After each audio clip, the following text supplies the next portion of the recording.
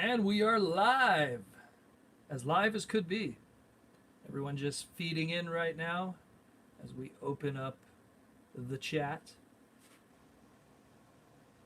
David Cabal, what up, brother? We got someone from Spain. What up, my friend? All the way from the other side of the globe. Nice to have you. Excuse the big V hair. It's been a while since I've had a haircut, approximately 6 months, if not more. Oh, man. A lot of stuff going on right now in the Transformer world. Figured we'd address it. Rocking that mullet. Ugh, I hope not. I have not had hair this long in like... Look at that, I can make a ponytail. I have not had hair this long since I was like... Oh, man. When did I have my mullet? 1992? Many years ago.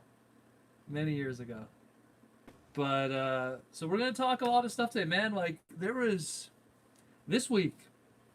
Wow, the hair's really out of control. Eh? This week has been insane as it partakes to leaks. There's been so many leaks online this past week. It is ridiculous. The Kingdom stuff, so we have a better indication of how that stuff looks. Then we had, man, since last week, since the last stream, we had G2 Megatron, Sandstorm, Black Arachnia, Cheetor, the Tigatron pieces are starting to show up now. Rat Trap, what am I forgetting? There's got to be something I'm forgetting. But I mean, it's just bananas. It's absolutely bananas what's going on. It's crazy. And I got to do something about this hair. My goodness. We should just tie it up, eh? Wouldn't that be crazy? Oh, yeah, the Nemesis Prime. Oh, my God. You know? What's crazy about that one is so many people paid really big money to get the Japanese one. Yeah, no kidding, Gray Fox. No kidding. I can't even say that. The big V hair is real. Yeah, he's $59.99, but what's crazy is, like, I remember people were picking up the Japanese Siege one that didn't have the trailer, that didn't have the extra accessories, that didn't have the little Slither Fangtron, you know, Giza, and they paid like $100 for it. So it's crazy. Oh yeah, and Warpath. Daniel's Tom. I never want to be Jason David Frank. I don't want to be. I'd rather be an Austin St. John than a Jason David Frank. He's a bit of a not a nice guy from what I've seen in background footage. Yeah, right. Gold Ranger, man. Zeo. Exactly. Austin St. John is where it's at. I love the Gold Ranger. Had the best theme song, too. Quick as lightning, strong as steel. Protoman's gonna get flagged for real, 'cause he's singing a registered song. Oh, Larry's here. Larry, when you went to say, do you need to get me a thrust, YouTube was like, we're not sure if that is a sexual innuendo from this individual, so we're going to block it.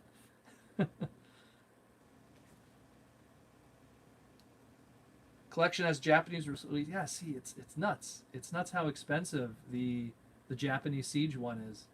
It's so crazy.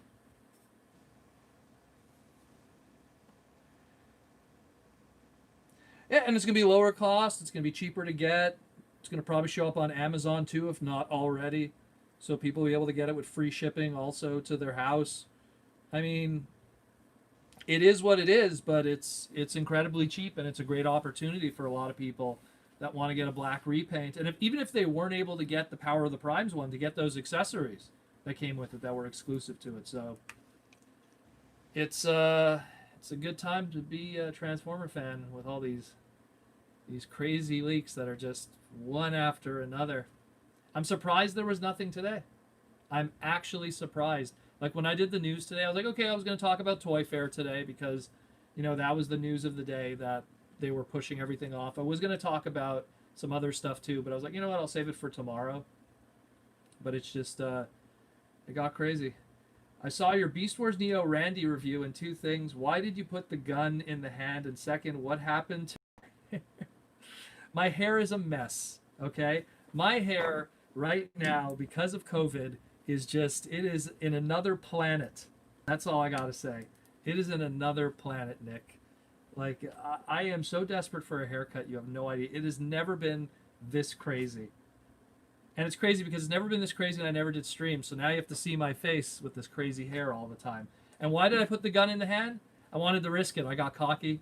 I was messing with the figure. I was like, oh, GPS isn't as bad as I thought. And then I put the gun in and, well, that was that. You thinking we'll see Beast Wars Neo and Beast Wars second characters in Kingdom? I don't think so. I think that they're probably going to play it safe and they're going to go with Beast Wars show characters. Keep in mind that next year is the 25th anniversary of the Beast Wars TV show in 1996, 2001. Excuse me, 2021. So they're gonna play up that season 1 anniversary kind of thing going on. I mean, we might get some like repaints of stuff. So like like we saw Shadow Panther. So anyone that has a character that had a repaint, there's a strong chance of seeing those. But otherwise, I mean, I would love to see Razor Beast. I would love to see, Croc Megatron or Igneous or Armadillo or any of those Series 1 non-show characters or Polar Claw. I would love to see a modern Polar Claw. But I'm just not betting on it yet. Not yet. And not even like Season 2 stuff. Season 2 and Season 3, I don't even see that happening. Like, I don't see Transmetals happening. I don't see Silverbolt or Quick Strike. Just Season 1 characters, Season 1 designs. That's it. Hoping the Travis Knight universe isn't dead. If anything, I want more Studio Series figures released in Travis Knight. Well, we'll see what happens. We'll see what happens. It's so weird. It's so weird the way it is right now with how Paramount is kind of handling the brand. We have absolutely no idea what's going on, so we'll have to play it by ear. Could be Survive, could be Barbarian for Polar Claw. I would love that. What up, Steven? Steven in the house. Where are we at here? Can you show us Transformer Beast Wars? It's all the way over there, guys. Maybe at the end of the stream I'll do another room tour, but it's all there. All there, the craziness. My Beast Wars collection. It's literally near complete, Japanese and American. All I'm missing is like some weird like UK variants, and that's it. I'm missing one UK variant, and I pretty much have everything. Do you think we could get Beast Wars reissues for the anniversary? I think so, 100%. I think that if Kingdom sells really well and they see that there's a market for it, 200% they're going to do some kind of like reissue. Those molds have just been sitting around doing nothing. Granted, the first time they did a Beast Wars anniversary, which was 2007. Yeah, it was 2007. They did, no, not 2000. I think it was 2005. It didn't sell very well. So I don't know, but it's a different Hasbro crew now, a different group of individuals. So we'll see. Sometimes they'll want to revisit stuff and give it a second chance. Hasbro should do a DC fandom type event. Well, they tried HasCon, and well, I was there. It was what it was. Do you think after Kingdom we'll see the Unicron trilogy? It depends. Think about it this way. If Kingdom sells gangbusters and does really well, Hasbro's not going to shift. They're going to not go in the other direction. They're going to try to stick with what Hasbro always does is they'll do the same thing over and over until it stops making money. Then they change. But if something keeps making money, they're going to do it forever. People need to understand like G1 has been around for like 8 years, like the original G1. But Classics, which has been homaging G1 in general, yeah, there's one or two Armada or Beast Wars 2, but Classics, which has more or less been homaging G1, has been around for almost 14 years. So, and the reason why they did that? Because it kept making money. Kept making money. Who do you think the next Titan will be? Steven wants to know. Steven, my man.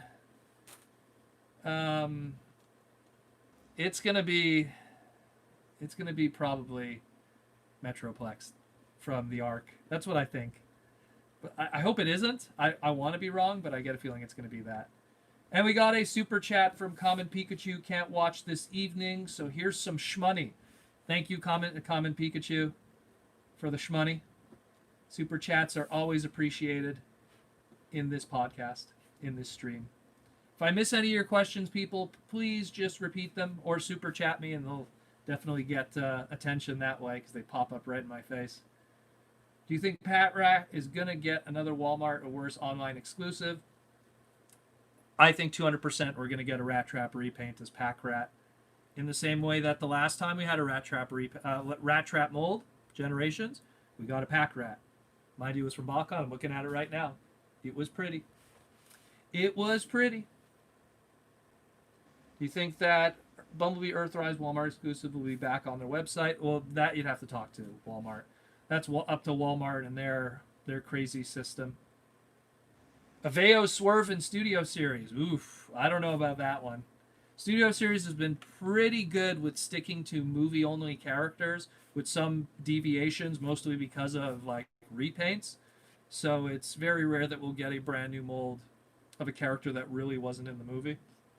What about something like Aveo Swerve, which I have 3 of those just sitting around. You should look up, I think on the podcast we talked about it, but how that got distributed so weird. Kind of iffy on the ratio of G1 to Beast Wars characters. We're going to find out more as time progresses. So far we've only seen, I mean, there's all the leaks, but at the end of the day, it's what we see that we could believe. And as it stands right now, you know, we only have Beast characters. BotCon or HasCon? BotCon 200%. HasCon was not good.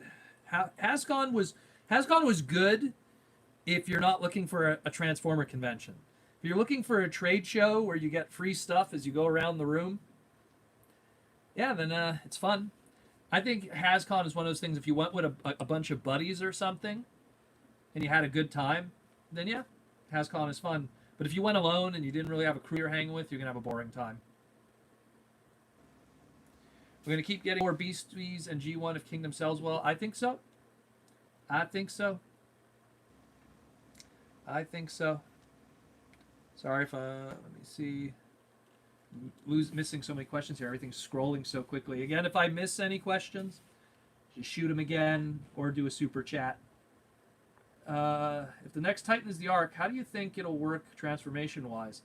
Well, I mean, if you look at what they did with Eric Siebeneller and how he did the Arc transformation with Animated with Omega Supreme, I imagine it's going to be something similar to that.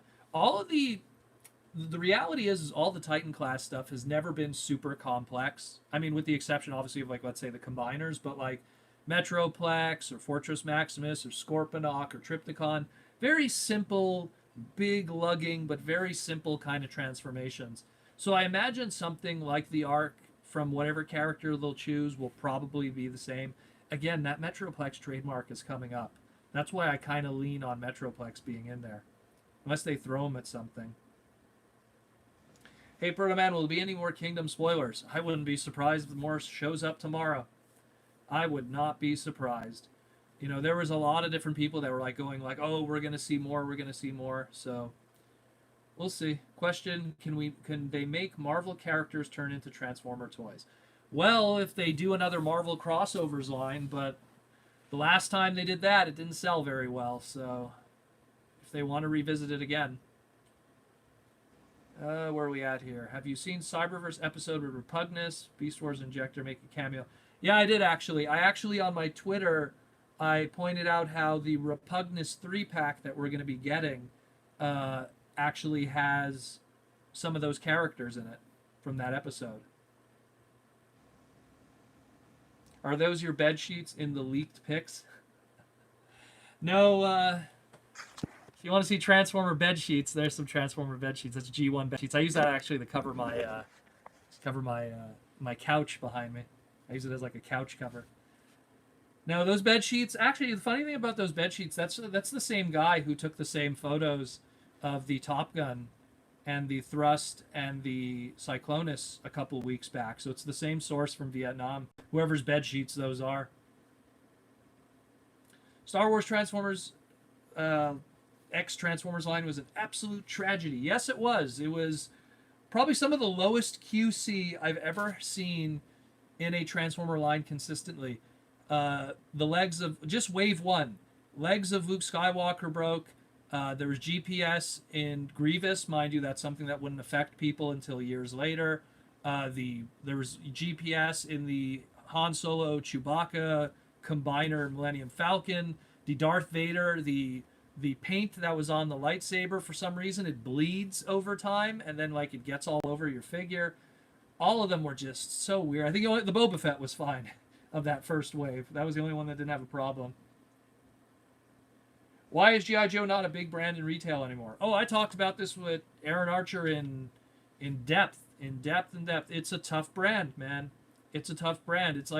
It's becoming one of those brands that you just can't modernize because the modern general audience isn't interested anymore. It's like Flash Gordon, Buck Rogers, Dick Tracy. Like they're these old brands that are like were popular at one point, but when you try to bring them today, they just don't find the audience anymore.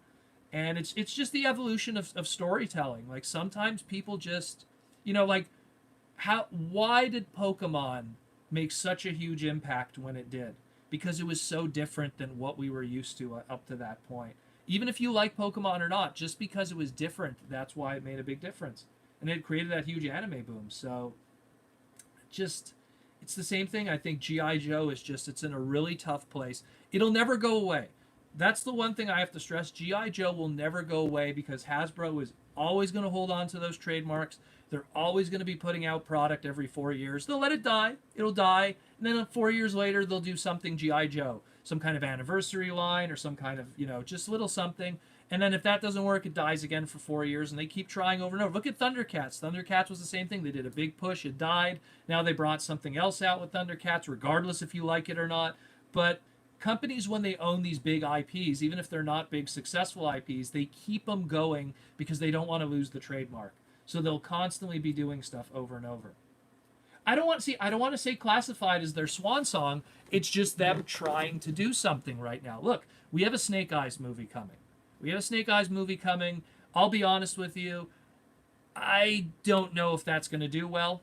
They're really hoping that this Snake Eyes movie is going to be like the Iron Man to, the Marvel Universe. Like they're hoping that the Snake Eyes movie will kickstart something that'll be something bigger for G.I. Joe. And they're kind of hoping for that, like the way Iron Man kind of came around. People are going like, really, an Iron Man movie? Will that do anything? And well, look what that did. So it's kind of the same thing. I think Hasbro's just really hoping that they'll find something with that. Classified is selling well, but it's selling well with collectors, and they know for a fact that they're trying to keep stuff Target exclusive, limited numbers, smaller numbers. Look, the Baroness is like a Target exclusive. They're trying to keep things small. So even though it's selling out like crazy, it's selling out because there's less numbers of them out there. It's kind of a smart move on their behalf. Look at that first Snake Eyes they did, that fancy one there with the rack and everything. Special exclusive. It's not really a smaller production with the illusion of it selling well. They knew that it wasn't going to be like a big, like crazy gangbuster thing. Sigma 6 didn't sell well. 2 movie lines didn't sell well. And this is mass retail. So they were playing it safe this time around. They look at the past, they see what happened, and they try to play it safe. My question is, why would they hire Hollywood actors? Snake Eyes is never supposed to show his face. You know what? I'm going to counter with that and say, how could you do a movie with Dwayne "The Rock" Johnson and still not make money? Dwayne "The Rock" Johnson did a movie about Jumanji, about a board game, and it made money. Then it made a sequel. That's how much money it made. When you take G.I. Joe and you put Dwayne in it and it still doesn't make money, that shows you have a brand that when people are standing at the movie theaters and they have to decide what movie they want to see, not even Dwayne could get your butt in that seat. That's how damaged of a brand it is from the mainstream audience. Not for the hardcore collectors or 80s fans or G.I. Joe fans, but for the casual audience that don't know and or care who Duke, Scarlet, Cobra Commander, Destro, or anyone is. That's a really tough thing to swallow. Snake Eyes never speaks. Well, yeah. And you know what? That's going to lead to everyone else in the movie having to carry that story. So it doesn't matter who they hire as Snake Eyes as an actor. It's really going to matter who everyone else is in that movie, because they're going to be the ones carrying the story. I really hope we get the whole Predacon team for Kingdom. Well, think about it this way. Megatron, definitely going to happen. Scorponok was on the listings. Black Arachnia is there. Pterosaur was on the listings. Waspinator was on the listings. Dinobot is on the listings if you want to count previous Predacons. So right away you got, who am I forgetting? Tarantulas is the only one that's missing from the listing right now. But considering we have a Black Arachnia body, we're probably going to see a Tarantulas at some point. So there's your season 1 right there. All you need is Inferno to show up and you're good to go.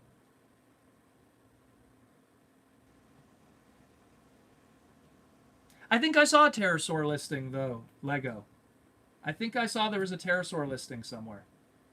Could have swore I saw something.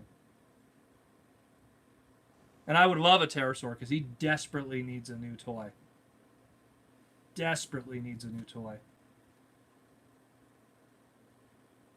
I don't know if someone already asked this, but when do you think Earthrise will end and when Kingdom will start? Well, that's a regional thing. The official shipping dates, if I remember correctly, was December 2020, going into 2021. But everyone has different Walmarts, different regions, different situations. If you have overstock, your Walmart's not going to buy a whole bunch of stuff, so that's a whole other story.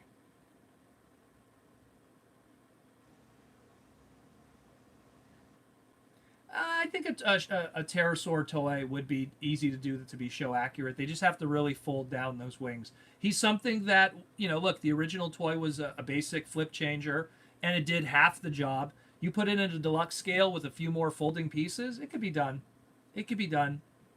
It won't look like, obviously animation perfect, but it could be done. It could relatively get there. Would I like to see a 2D animated Transformer series aimed towards adults? I would love that, but it would be expensive. 2D animation is not what it used to be. And if we did get 2D, I get a feeling it would be like bad 2D. Oh, we got a super chat from Amber. Amber with the gold. Amber wants to know, did Siege do as well as the creators thought it would, or was it a disappointment? Do you think Kingdom will be better? Love watching you, and thank you for your time. Thank you, Amber. Well, first of all, Siege, the toy line, was successful.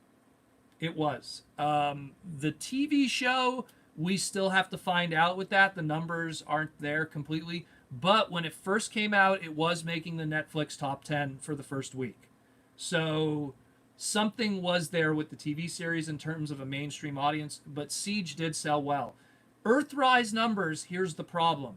I get a feeling even if Earthrise numbers didn't sell well, I know Hasbro, how they're going to sell it to their investors. Well, because of the big V and people couldn't go to Walmarts and buy the product, that's why it couldn't be bought.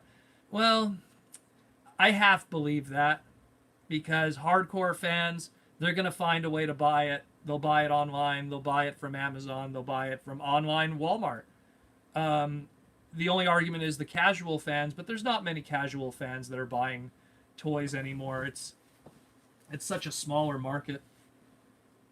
Thank you for the comment. This is the Rockman t-shirt. You got rock and roll. He has a little energy tank. Need Protoman on the base or something. That'd be cool. Are obscure characters like G1 UK characters on the table for Beast Wars? Again, that's already a big swing. We got another super chat question. Do you think we will get a new Beast Wars Silverbolt? Number one, the Silverbolt trademark has recently been used. They did it. Actually, I could pull it up right here. So, they used Silverbolt in Tiny Turbo Changers. And so that means that they've already don't have an obligation to have to do... They could if they want to, but they don't have to do the trademark for now 3 years. Like I said before, I think Hasbro's goal for this first wave of Beast Wars characters for Kingdom is going to be all season one stuff. It's going to be all season one. We're not going to see Transmetals. We're not going to see Quick Strike. We're not going to see Silverbolt. We're not going to see, Depth Charge is season 3. We're not going to see a Transmutate, but maybe Shadow Panther, which is kind of connected to Ravage. But that's about it. But I don't think we'll see Silverbolt yet. I feel they're testing the water. This is what they're doing. Hasbro's dipping their toe in the water with the Beast Wars and going, hey, 90s kids, do you like this? No? Should we continue? If not, we're going back to G1. So we'll see what happens. Is the next Titan going to be Tidal Wave? I don't know. That'd be very weird, wouldn't it? Think about it. Because you have to understand something. The Titan class really is the centerpiece of whatever the theme is. Do you think Tidal Wave would fit in the Beast kind of thing? That's something you have to consider. War for Cybertron Animorphs to Fall Kingdom. God, I hope not. I really, really, really, really hope not. I'm really interested in how Kingdom Hot Rod will turn out. I am interested too. There's so many different listings, like leader class, mutant leader class, like all kinds of weird listings that have been showing up. I really want to see what they do there. It's very interesting. Has there ever been any official images of depiction of Petro Rabbits? No. We always hear about them. We never see them. I hope it's a hot Rodimus basic as Power of the Prime, but with better execution. I hope so too. I feel that the last Masterpiece almost got it. But not quite there. What do you think of Black Roruchi released? Is it a clue of the next Beast? If Roruchi is a clue that we're getting a Black Zarek, then it's going to be the first time that we ever got an official repaint from one of our Titans that was like the mirror character. Because, we got Metroplex. We didn't get Metro Titan. We got Fortress Maximus. Yeah, we got Brave Maximus, but that actually was a failure in Japan because it did this pre-order thing. We were supposed to get a little, Pretender thing. We got Devastator. We didn't get a G2 repaint. We got Predaking. There's not really a repaint you could do of that, unless you want to do some Shattered Glass colors. We got Trypticon. We didn't get a Beast Wars 2nd repaint. We got, Omega Supreme. We didn't get Omega Sentinel. So all of those Titans that we've had up to this point, they never really made the effort for repaints, with the exception of, again, Grand Maximus from Fortress Maximus, and that was a failure in Japan. So to do a Japanese exclusive Black Zarek here in America because we have a Hasbro Pulse exclusive character, that's twisting the arm of Hasbro very desperately. I don't know. Are the Shout Factory Beast Wars DVDs any better than the old Rhino ones? Okay, so the difference with the Shout Factory ones is they have commentary on them, but the commentary isn't very useful or good. The Rhino ones I feel are better personally, primarily because they have a lot of extras that show old animation models that really aren't on any other DVD box sets. But otherwise, both of them are kind of crappy because they also have the crappy intro. They have the shorter intros. Beast Wars usually has a 1-minute intro. They put the 30 seconds ones that were used on the power block. And I know that's not a make or break kind of thing, but Beast Wars has such great music. Why would you want to get rid of that original intro? Protoman, when will the 86 movie studio series leak? I don't know, David. I don't know. I want to see a lot of that because supposedly we haven't seen any of that, but I keep reading about it. I want to own a mint in box Transformers Slag with Daniel leader class toy. That's going to be coming out. So I could buy one mint in box and then put Transformers Slag podcast with Daniel on it. Put a little sticker. I think we need a Fall of Cybertron toy line update someday. Yeah, well, I don't think they'll be revisiting the High Moon stuff anytime soon. I would love that, though, but, I don't see it, unfortunately.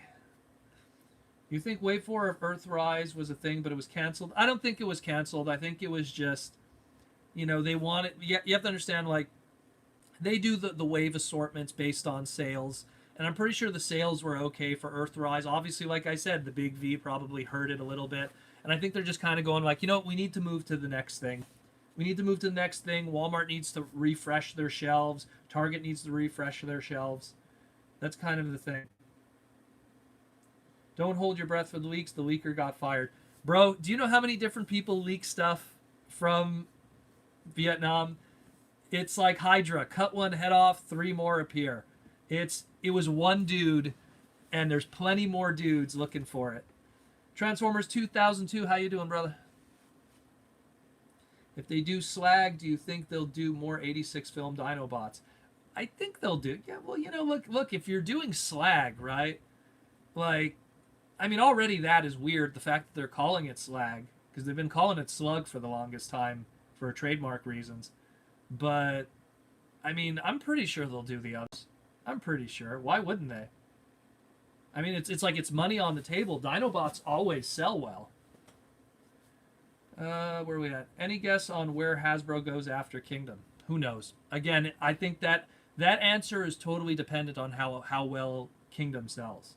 If it does well, more Beasts. If it doesn't do well, maybe G1, maybe Unicron Trilogy. We'll see. We shall see. Why do you think we're getting more Kingdom news than Studio Series and RED? Well, number one, the RED stuff is made in China, much like the, Black Series and Marvel Legends. So if there's going to be leaks of that, they would have to come out of China. All our leaks have been coming out of Vietnam. As for Studio Series, maybe they just don't care. They don't want to leak that stuff. They're more excited about the Kingdom stuff. Do you think those YouTube reviewers who get product months early ahead are getting them illegally? 200%. But that's been going on for years. I don't want to name names, but big YouTubers from back in the day, and I mean back in the day, like 2010, 2011, they were paying guys in China big money to get figures early. Because back in the day when the YouTube algorithms were way better, if you got a figure 6 months before its retail release, that means for 6 months, you were the only guy who had the review and you got all of the views. And when the YouTube algorithms made a lot of money back then, now you don't make that much money on YouTube anymore for like 1,000 views. It was a lot of, you would spend $100 for deluxe, but you'd make that $100 back in YouTube ad revenue. Today, not so much so. But I will say this, they are getting them illegally. They are, 200%. 200%. And I don't want to throw those guys under the bus, but that's the reality of it. I could have Aaron Archer right here, and he'd say the same thing like last week. They'd totally get it illegally. Sorry, I've been a little nasally recently. Change of weather. Are we getting an update on Pretenders? I wish. I love these guys. I just dropped them. And I'm like, I love Pretenders. I love the Pretenders. I always keep a Metal Hawk near me because I love Pretender shells. I love Master Force, so I have to love Pretenders. I would love to see them updated, but we'll see what happens. Look, we have a new design team. After Kingdom, it's a brand new design team. So just like how you had the Aaron Archer era and it was one kind of style, the John Warden era was one kind of style, who knows what we're going to see after Kingdom. It's going to be a new kind of style. So we shall see.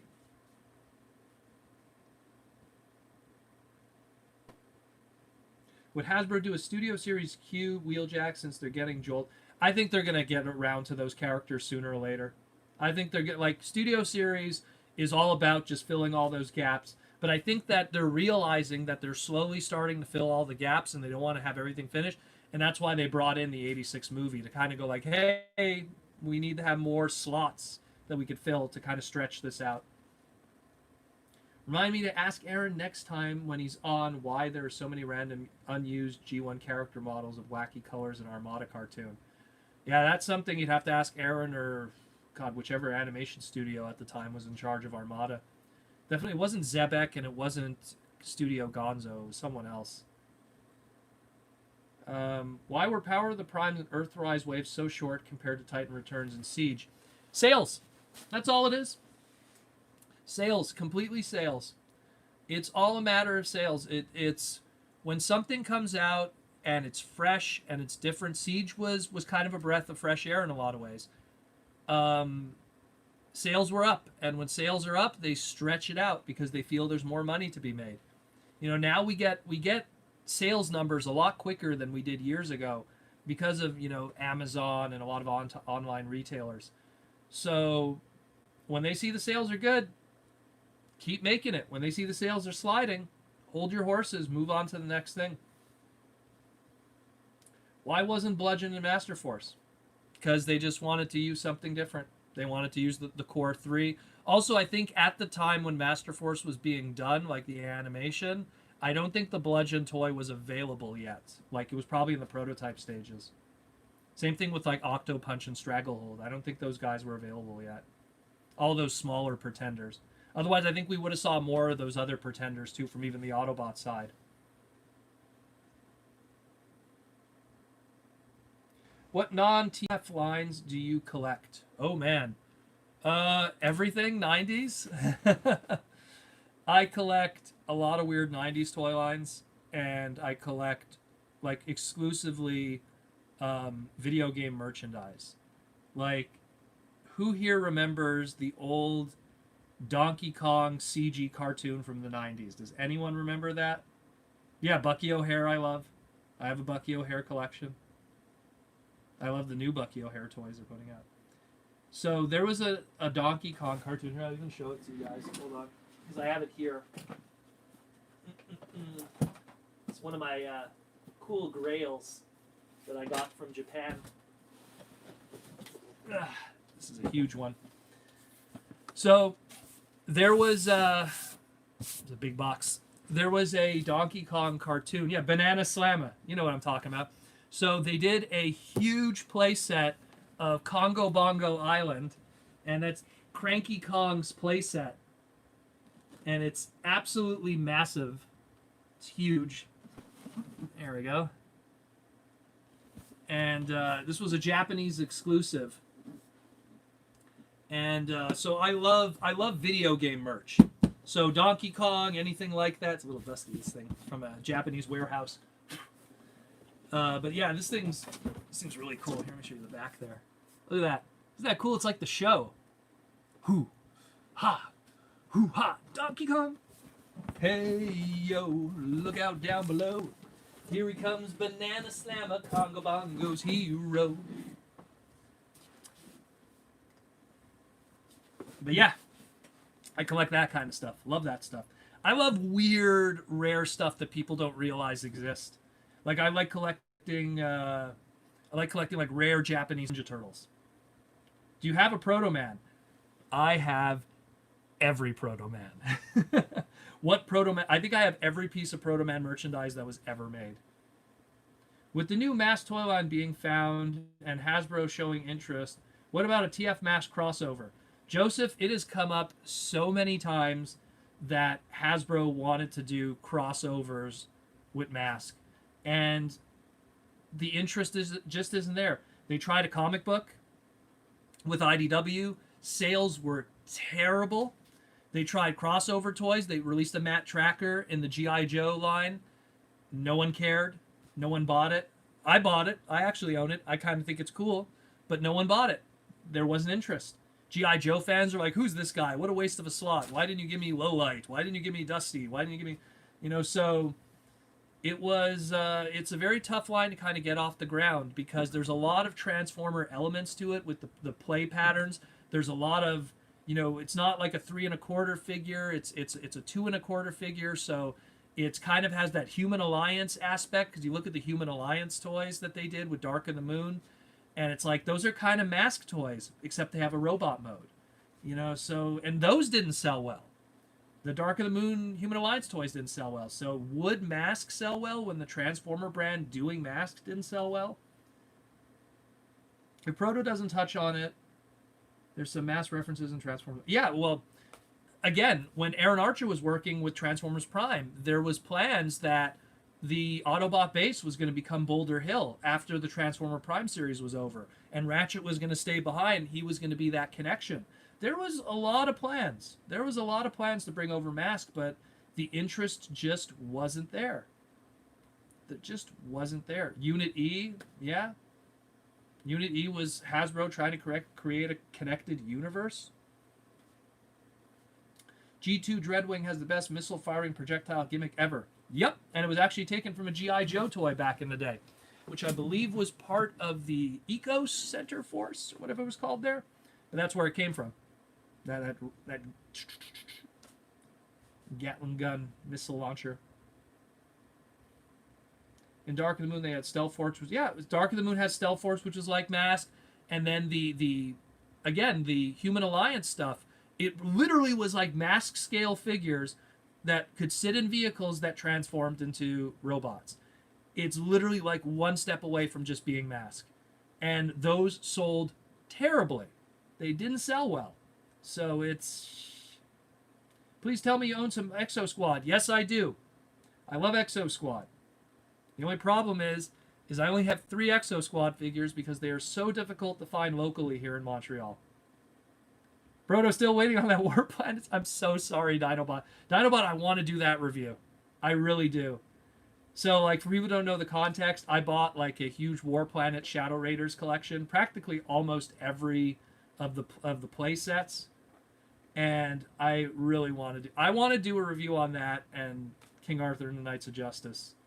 But it's just, its time is just so thin. You know, like, it's so tough right now to do all this stuff. You're about 3 hours from Montreal. Isn't Montreal awesome? Should come hang out here. Do you think you've seen Jack, Miko, Raph be those Mask characters? I think they would be a part of it, especially Miko. I think Miko would have probably been part of Mask. Give her, what was it called there? The Manta. Give her that nice Porsche transforming Mask vehicle.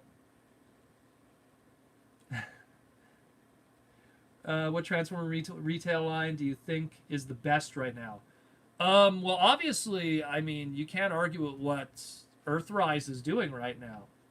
I mean, if you want to count American retail, you don't have much choices. You have Studio Series, you have Earthrise, you got, like, the scant stuff that's coming out from Cyberverse and the tail end of it now. You know, Earthrise obviously is knocking it out of the park. What 3 Micromaster Patrols would you like to see updated? Well, I would like to have seen, like, the Hot Rod Patrol finished, because I love the Hot Rod Patrol. Same thing with the Decepticon Sports Car Patrol. I would love to see them finished. A lot of my childhood ones, I was very lucky because a lot of my childhood Micromasters got updated. So it wasn't really like, you know, oh, I wanted those desperately, because, like, you know, Power Punch and what was it called? Pipeline, like, they got done. You know, they got done. I was lucky that, like, you know, some of my childhood ones. I'd like to see Micromaster Hot Rod. Love to see him done. Who else was good? Who else was good? Micromasters. I don't know. There's so many. You kind of see them off camera there. They're all there. All the G1 ones. By the way, guys, if I miss any of your questions, just repeat them again. Because everything's like... It's all going super quickly. That's why, like, only the super chat ones, like when the super chat ones come on the screen, they stay there for a while. So those are the only ones I'm not missing, really. Proto, what are your thoughts on the Mega Man Legends games, considering they never introduced Proto? Well, I loved the Mega Man Legends game. I loved that it was an open world kind of, you know, RPG-esque kind of concept game. I loved Inafune, what he was trying to do with it. There was going to kind of be a Mega Man character in the third one. It was like a Mega Man meets Zero kind of character. If you look at the early, like, production stuff for Mega Man Legends 3, because it never happened, there was a Protoman kind of character. But I love Mega Man Legends. I think it's great. I think the music was good. It's one of those very chill kind of games. Very relaxing. Very relaxing music. I love the towns. I love that you could kick the cans. You know, nice environments. That low polygon kind of stuff that always is very appealing to me. You think Hasbro will ever do a Legend-scaled Optimus? I think we're going to be getting a Legend-scaled Optimus, actually. I think we're going to be getting one in the near future. You think Hasbro will do a big push for Cheetor or another Beast Wars character to be the next big Bumblebee? It's all sales, my friend. Cheetor sold well back in the day. Cheetor was the face of the brand. Hell, he was practically all the packaging of Beast Machines. When Bumblebee was selling well, Bumblebee was the face of the brand. If Cheetor outsells Bumblebee, it'll be Bumblebee, it'll be Cheetor, it'll be whoever. We decide the future, not Hasbro.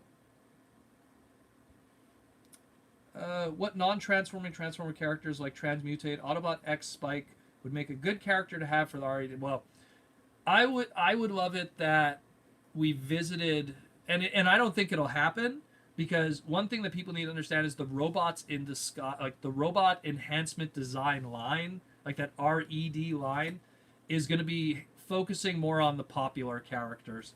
They're going to focus on the mainstream popular characters, but hey, if they were going to go down the rabbit hole of weird stuff, Transmutate for sure, Autobot X for sure. Why not give us DevCon? Why not give us Alpha Trion? Maybe the Autobot females. Like, there's so many that they could do. Did you ever go to Tommy's Toys in Champlain, New York? It's not far from the Canadian border.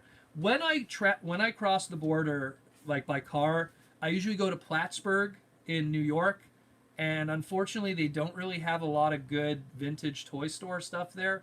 But when I keep going, I go to Albany, and I go to New York City, and there's tons of stuff there.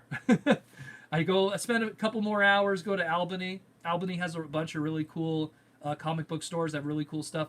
I got an extra red Convoy Bat and purple Gator Megatron from a Albany comic book store for $50. It was opened, but I got an extra one of them for $50, and that was amazing. So I forget the name of that comic shop, but it's really cool, that one.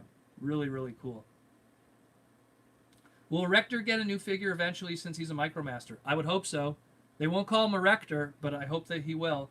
I know Joe Kide, when he was in charge of repaints in Hasbro, he always tried to give us an Erector figure. I would love to see Micromaster transports like Flat Top. I thought no joke, I thought we were going to get Flat Top from Airwave. I thought Airwave was 100% going to be a Flat Top repaint. That Hot House repaint is... You saw my segments. It wasn't good. It wasn't good. I didn't like it. Very disappointed in that one. Where are we at? Would love to see Hasbro selects Marvel Comics Purple Soundwave.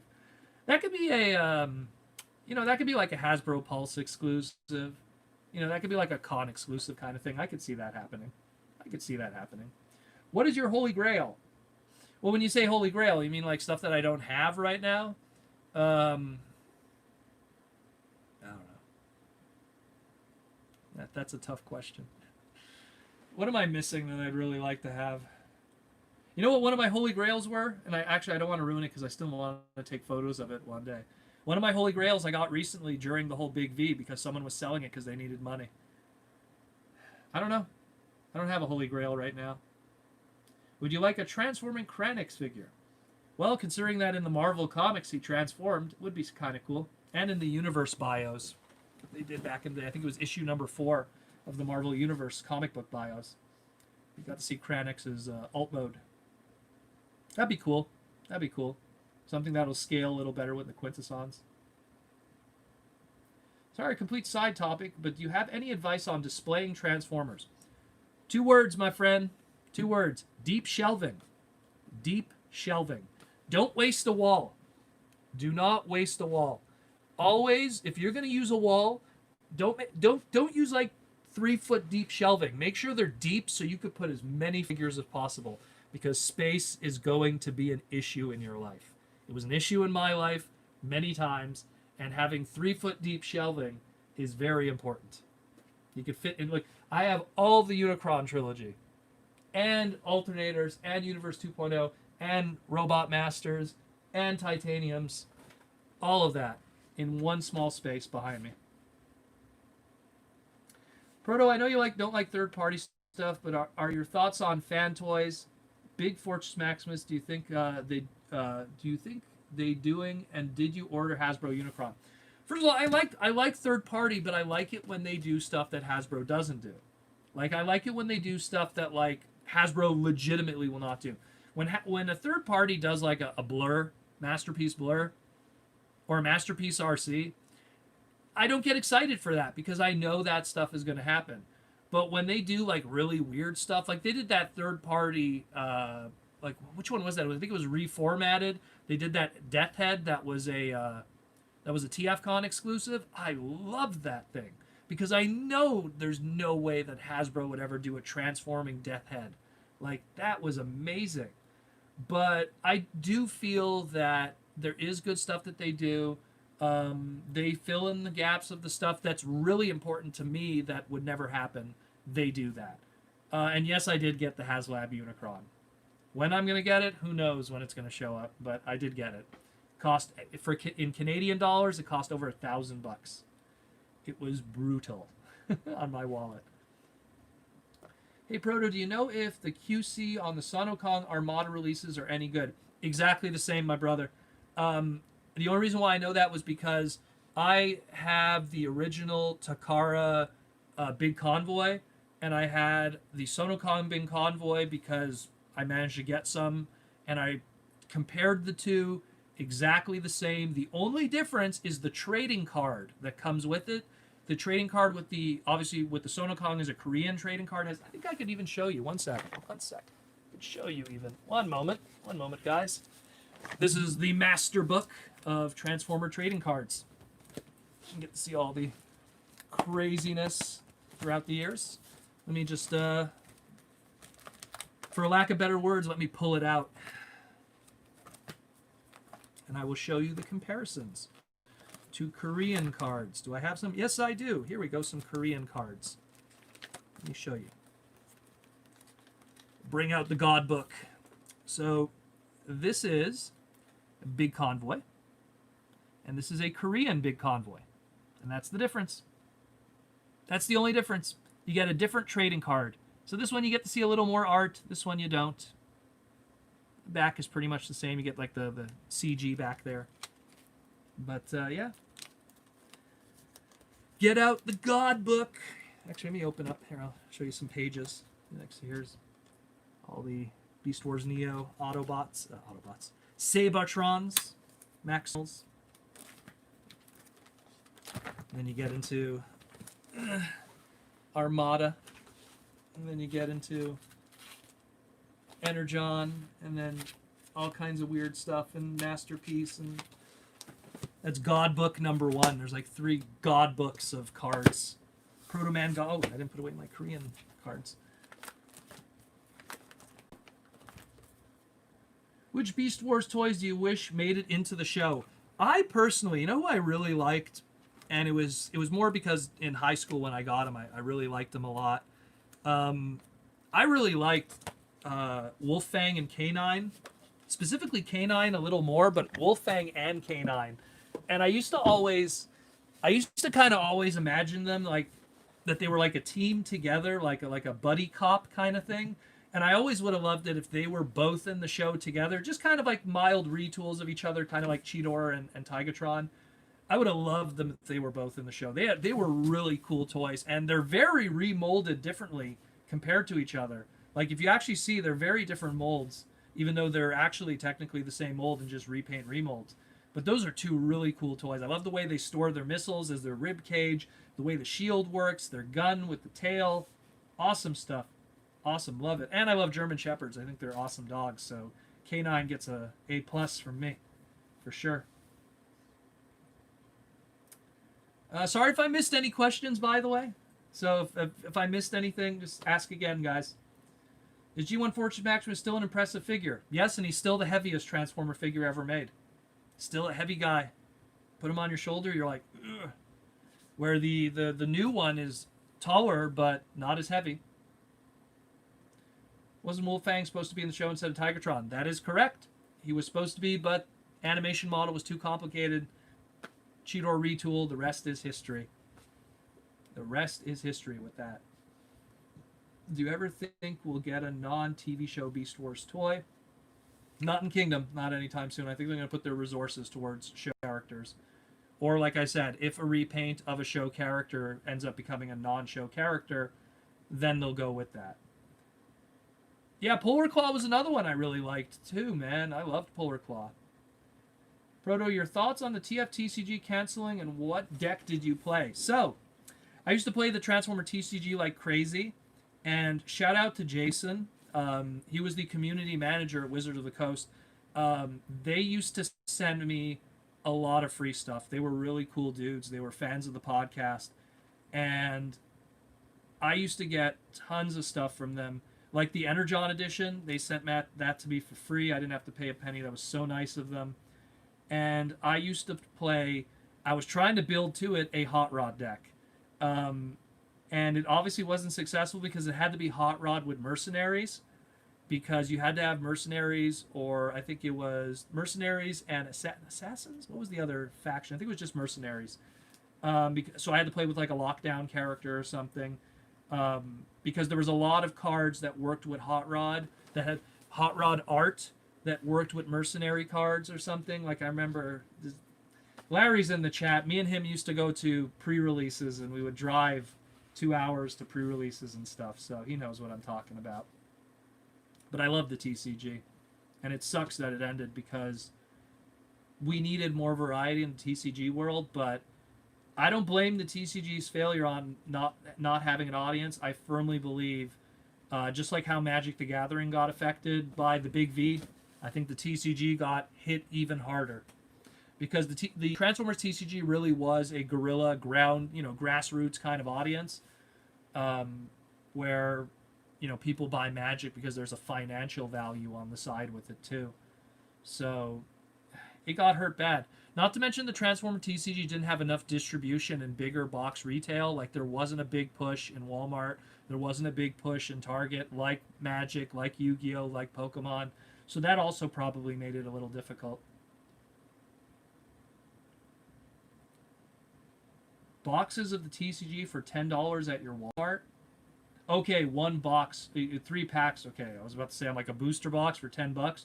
Bro, just buy them and sit on them. What's the worst that could happen at $10? But no, if it's just 3 packs, it's a different story. But yeah, you think the quality of the chug line will decrease after the War for Cybertron trilogy because I started collecting Transformers game because of the quality? Well, the answer to that question, the problem is that the reality is Transformers actually use cheaper plastic today after 2013. They used to use ABS plastic on a majority. Here, I'll show an example. They used to use ABS plastic on a majority of areas. Now they use what's called SABS, which I'll give you a good example right now, which is extremely thin. Okay, look at that. You could shine a light right through this entire toy. Now, let me shut that off for a second. Let us get anything from the Unicron trilogy. Let us get a McDonald's toy from the Unicron trilogy. Same toy, same thing. You'll have a little clear here on a McDonald's toy. SABS plastic. McDonald's toys are made with SABS plastic. They're cheap. Now then, let's go with, I need something that's also smaller. You know what? It's practically the same mold.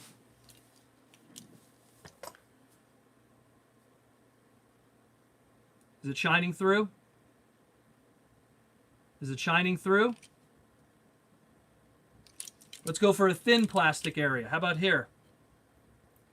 Barely shining through. ABS, SABS. Both of them are deluxes. Both of them are practically shaped the same. This is the problem. They use ABS plastic today, and ABS plastic today is terrible. But it's cheap, and you could charge more, and it costs them less, and they make money, and that is that. And that is the problem with Transformer toys today, is because they charge more and they use weaker plastic than they used to. So let that be an indicator, my friends, next time you shell out big money. Oh no, there goes Optimus. I tried to show you guys a McDonald's toy and they attacked me. Oh man, everything's falling. Ah! You know what? I'm just gonna leave that. I'm just gonna leave that. Take care of that later.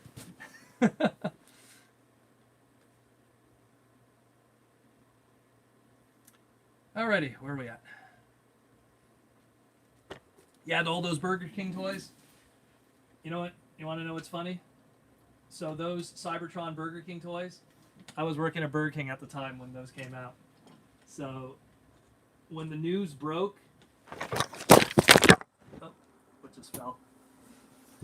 Camera fell. All right, guys. That's what happens when you pack them in.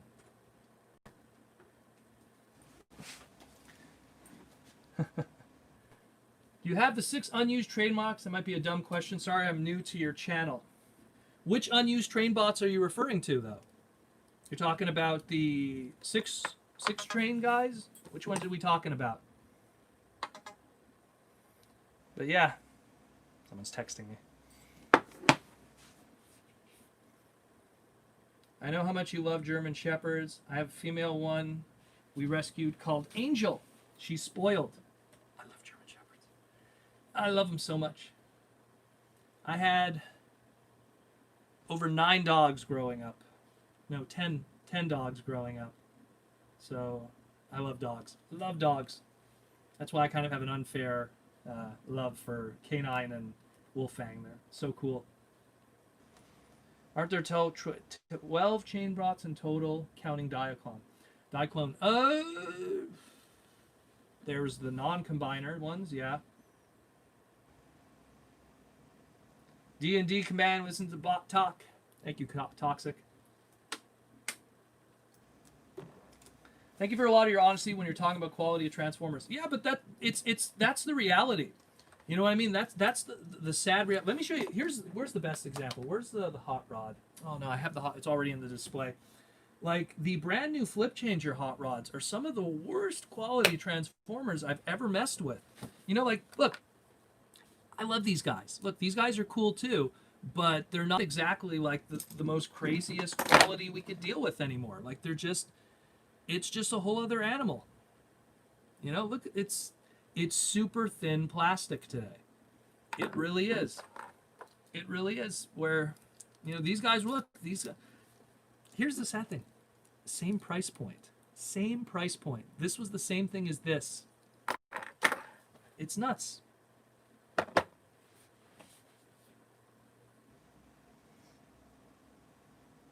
Can you tell the difference from the Siege to Earthrise, specifically? Well, yeah, of course you can. What do you think about Netflix series Soundwave and Optimus Prime? They look cool. I feel bad for anyone that bought the original Siege Soundwave, but you know, they look cool. When I find them in the secondary market for half the price, I'll buy them. Do you remember the Micromaster Combiner train boss that were repainted in the Universe line? Yes, I do. They were the repaint of 6 train and 6 liner. And they used trademark names from Robots in the Skies like Rail Racer and Midnight Express and all of that. They were also available in KB Toys. I think they were exclusive. Do you think it would help if it hurt the Transformer CGD if they packed it with special TCG cards with Transformer figures? Hasbro kind of phased out packing in cards because they said it was a waste of money.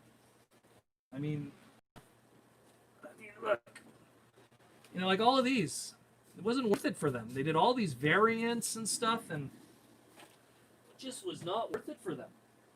It really wasn't. You gonna get that haircut? I want to get that haircut so bad. You have no idea. I want to get it so bad. Look at it, it's getting like wavy. Look at that. Oh my god. Oh my god. It's such a mess. People are more concerned about my hair than they are about Transformers. Do you think reviewers who get certain products illegally will get HasLab Unicron early too? It's possible. It's very possible. But the thing is with HasLab Unicron, is it's not like a crazy multi-numbered retail product, and they're making so many of them that if one is missing and not accounted for, it'll be unnoticed. So like if they get one stolen, like one of the reviewers, that's going to be a lot easier to figure out how that got stolen, because it's going to be a different, like, you know, those are going to be numbered. It's a different animal completely. Like Hasbro didn't make extra of them for retail, for stores. It was made to order. Whoever bought, that's what's made, and that's it. They're going to have a few extra, obviously, for like display and everything. And, you know, but that's really it. Ponytail Proto, I don't, oh God, I don't want to ever have a ponytail, ever. But it's like, look at that. Practically do one back there. Getting a mullet. Just want to snip it all, and put it on the top. I love how IDW handled the Tankor name. Yeah, IDW did some good stuff with some of the characters that were underused, especially in the last Animal Wreckers. Beast Wars Bone Crusher update would be amazing. It would be awesome, and Beast Wars 2nd would then be able to do a red repaint and use it in Japan. And give them their big horn, as they always wanted. How do you feel about Siege now that you've had time to process it? Fun.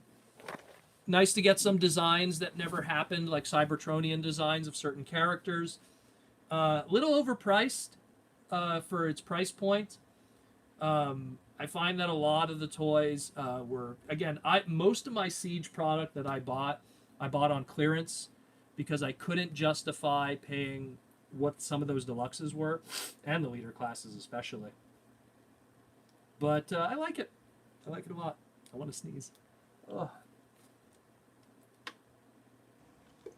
Do you think... there we go. Do you think we'll be getting TF My Little Pony? I don't think we'll be getting transforming ones. But I do know... we do have... I think they're showing up now. The My Little Prime Transformer thingy. I think we're getting that. That's showing up. Beast Wars Clawjaw.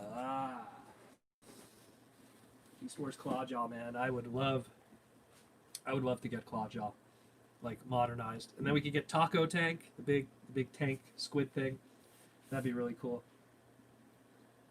Financially, I am a G1 mint and sealed box collector, and they're getting harder. Question is, what series line is realistically collectible now that you see the future that commands this kind of rarity? Well, see, here's the thing, right? So a minted box sealed collector, usually that leaks a lot more into guys who grade stuff too. Because if you're someone who buys mint and sealed box, the next step is probably grading it also. And I know that's a whole other animal for a lot of people. But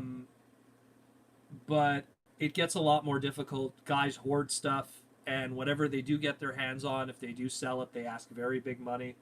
So guy picks up the product for $600, he holds on to it, and then 2 years later he changes his mind and tries to sell it for $1,000 when he picked it up for $600.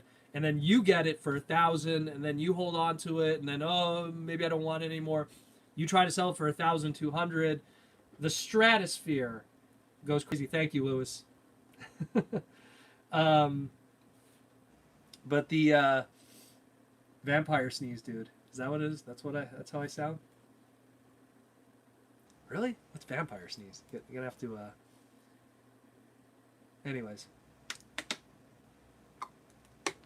Vampire sneeze, dude. What the hell does that even mean?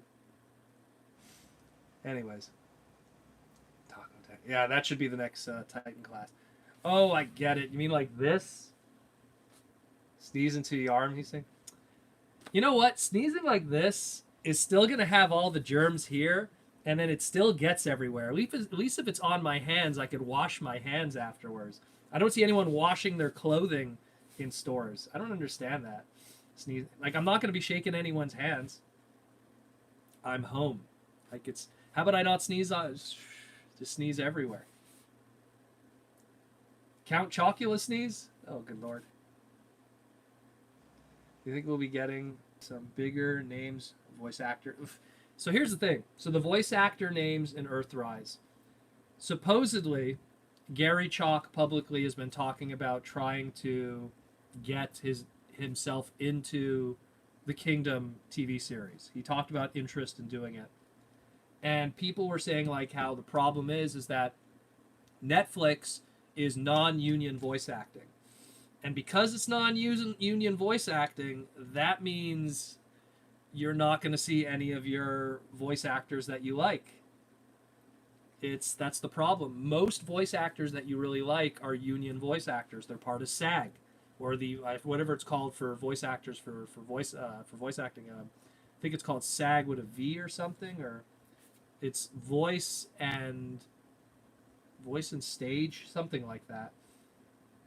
Screen Actors Guild of Voice and Stage or something. I wish TM2 Wonko was here. She'd know what I was talking about. But either way, it's going to be tough. It's going to be tough. Well, think about it. We got Ron Perlman as Optimus Primal, right? How good was he as Optimus Primal? I mean, he was kind of meh. Everyone was kind of meh. So, I mean, look, we had Judd Nelson as Hot Rod. Tell me how great that role was as Judd Nelson as Hot Rod. It was eh. Everyone kind of just read their lines, and that was kind of the problem. You know, it's if I'm gonna pick on one thing with the Siege TV series, also in Netflix, the voice acting was, I don't know. Starscream was okay. Everyone else was kind of, I don't know.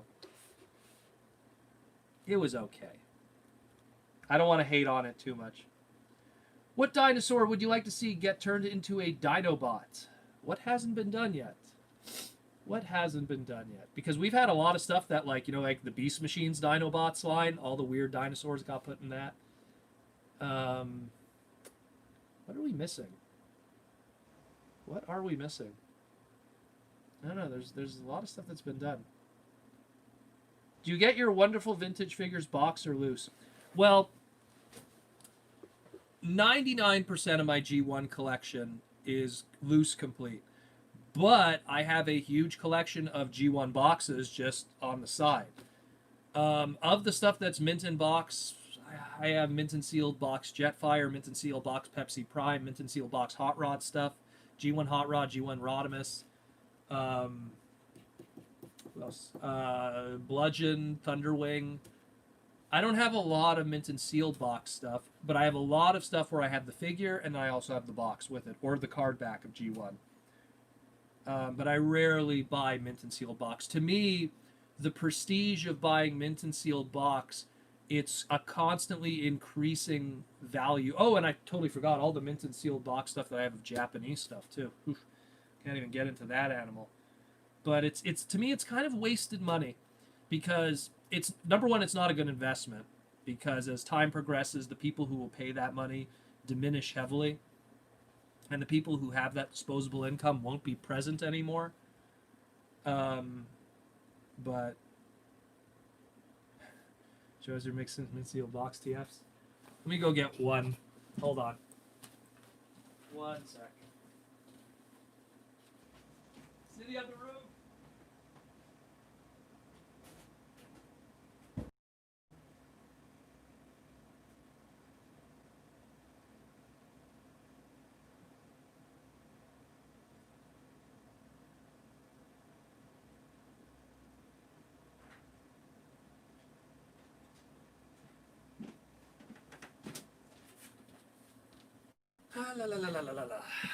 So, I got this bad boy. Canadian edition. Pepsi Prime. MSIB. Sealed. Very nice. A little faded. And then, I have an open one. Needs a cab, though. This one that's a little damaged, but I have an opened one here also. This one's seen better days, unfortunately. Just got to get an Optimus 1984 Rub Optimus for that one right there. But yeah, one day I'll get it graded. Now I'm going to go put that back. Is it too valuable?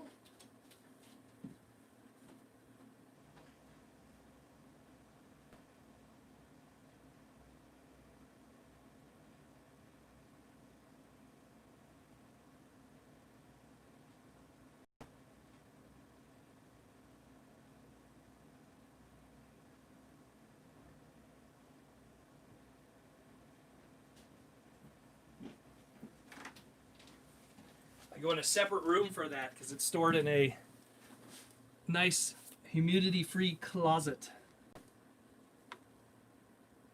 Nice to put a face to the voice. Who, me? You don't want to see this face right now. It is a messy hair, unshaved face, my brother. Christopher, I am sorry that you have to see me like this. I normally do not look like this. I have a YouTube channel where I used to do toy reviews, and you'll see me in a better light. Todd Ferguson would be drooling. Why does that name sound familiar? Do you have the Pepsi Optimus with the bottle holder trailer? Yes, I do. Actually, oh, it's kind of hard to see from this angle. Oh no, it wouldn't be there. It'd be more... Sorry, it'd be more there. Somewhere there. I have also the bottle cap figures that go in the trailer too. That's the Pepsi Comboy with the Pepsi twist. Beast Wars Megatron is the Thanos of Transformers. I agree completely. I remember I was saying to David K, I was like, this was before they did Avengers Endgame. I was like, if they needed to just do a CG Thanos and have a voice actor for it, I would have wanted David K to do an extremely like Beast Wars Megatron kind of Thanos. It would totally would have worked. Purple face, good to go. Opinion on Bionicle. I don't know. It's okay, I guess. Right, Tohu? Toa-Tahu? I love Bionicle. If you're a Transformer fan, enjoy Bionicle. It's practically the same lore. Todd has the world's largest op collection, but is selling at the moment. And that's the reality, Event. Dudes buy these big collections. They build up, they build up, they build up, and then they sell it all. And that's why someone like me, I don't want to pay retail anymore because so many people always are unloading. Do you ever think we'll get a life-size replica of the Golden Disc? Yeah, I think so, one day. That's an easy thing to make. Considering that there's already a real-size replica of the Golden Disc out there in space right now called the Sounds of Earth. So, that's what it's based from. No, the question is, will they put Pepsi Optimus with bottle holder trailer hold Pepsi because the bottle that came out with was different? Yeah. Did you hear Black Panther died? Yes, he did. Chad passed away, man. That was... You know what was crazy about that?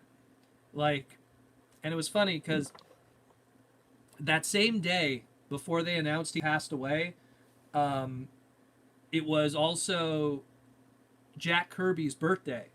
Jack Kirby was the creator of Black Panther. So Jack Kirby's birthday is the same day that he passed away. Isn't that crazy? The creator of Black Panther is the death of the live-action Black Panther. Isn't that nuts? That is nuts. And a black repaint was revealed that day from Transformers. Very weird. What a weird world we live in. What a terrible year this has been.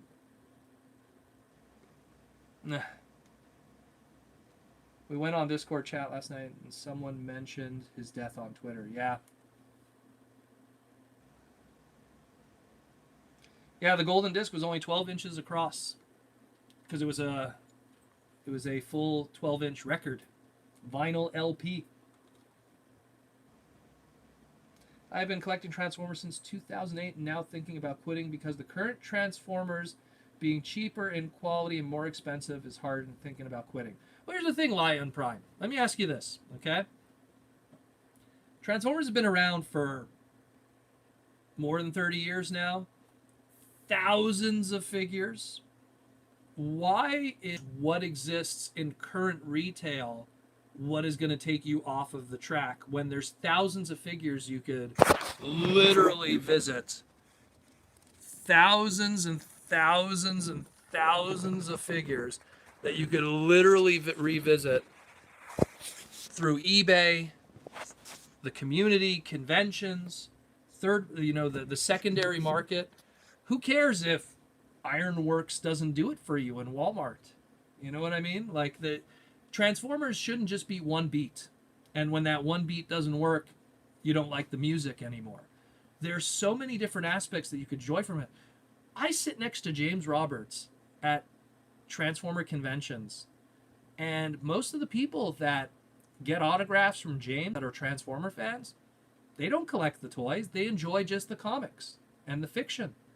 So there's so many ways to enjoy the brand. And if you're collecting just the toys, there's so many ways to enjoy the toys that if the current product isn't doing it for you, what about last year's product?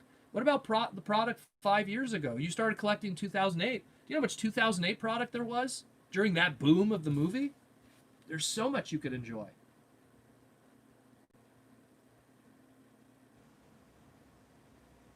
But yeah, as I was saying, Silver League in the hood. What up, Silver League?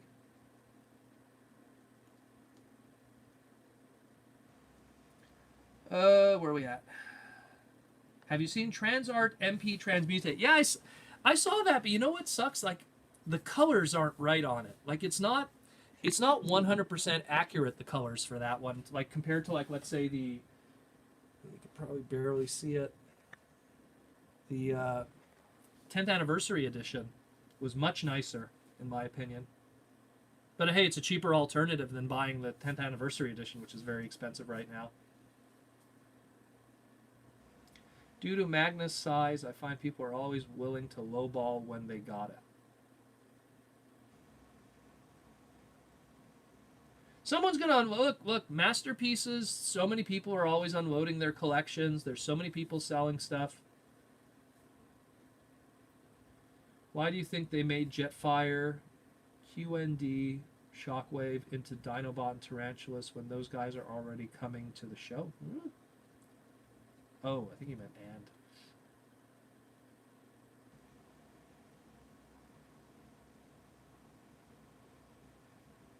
I love Titans Return Fortress Maximus. Could have been even better. Should I get Skateboard Gorilla or wait for a better MP version? Well, here's the thing. If you don't buy Skateboard Gorilla and you wait for the masterpiece, that's good. If you don't buy Skateboard Gorilla and the masterpiece never comes, Skateboard Gorilla will still be around and you'll still be able to pick them up for more or less the same price. Especially if people start unloading it when the official one comes out. And I'll tell you something, we're seeing more Beast Wars Masterpiece, so I think that the Beast Wars Metals era is going to start sooner or later, and it'll start with Primal. It definitely will. If not Cheetahs, aka Cheetor. How do you feel about collecting like me who only get what they like of favorite characters? That's fine. Everyone is allowed to collect how they want. You know what I mean? Like, look, with Transformers, I'm a completist, but with Star Wars, right? I only buy Jedi Knight Lukes because that's all I really want to buy. And the odd character here and there, but mostly just Jedi Knight Lukes. When I collect, let me think of what else that I collect that's something that's more character specific. Dragon Ball. Dragon Ball figures, usually just Piccolo, Ginyu Force, you know, maybe Bardock, Goku's dad. Like, I'm very picky with characters, really. So, no, it's totally fine. Everyone's allowed to spend how they want to spend and buy what they want to buy. Buy what you like. You don't have to spend money. Ignore this life. This life doesn't have to be everyone's life, you know? Will Depth Charge ever get topped as the coolest character in Transformers? I kind of hated that they made him into a disc jockey in the animated comic. Well, that's just like animated comic. Different continuity. You know, things change. Look at Prowl. Look how different Prowl was from his G1 incarnation. Transmetal Optimus Primal is my favorite. He is pretty cool, although he has a very weird robot mode. Gold face and everything. Is that all your Transformer collection? Oh, no, there's more. I wish I could say it was. No, this is about 80% of my collection. There's other rooms that have the rest of it. It's kind of crazy. It's a lot, guys. You know what I mean? It's a lot. And then you go, and then it just keeps going. Oh, and you got Gyro Zetter with the sexy ladies over there. Some cool Aaron Archer art at the top. Gyro Zetter's also transforming robots, so it's got to be there. Any 90s fighting games you love that no one ever talks about? Primal Rage and Rival Schools. I love Primal Rage. I collect Primal Rage figures. If anyone has Primal Rage figures that you're willing to sell, I am willing to buy them.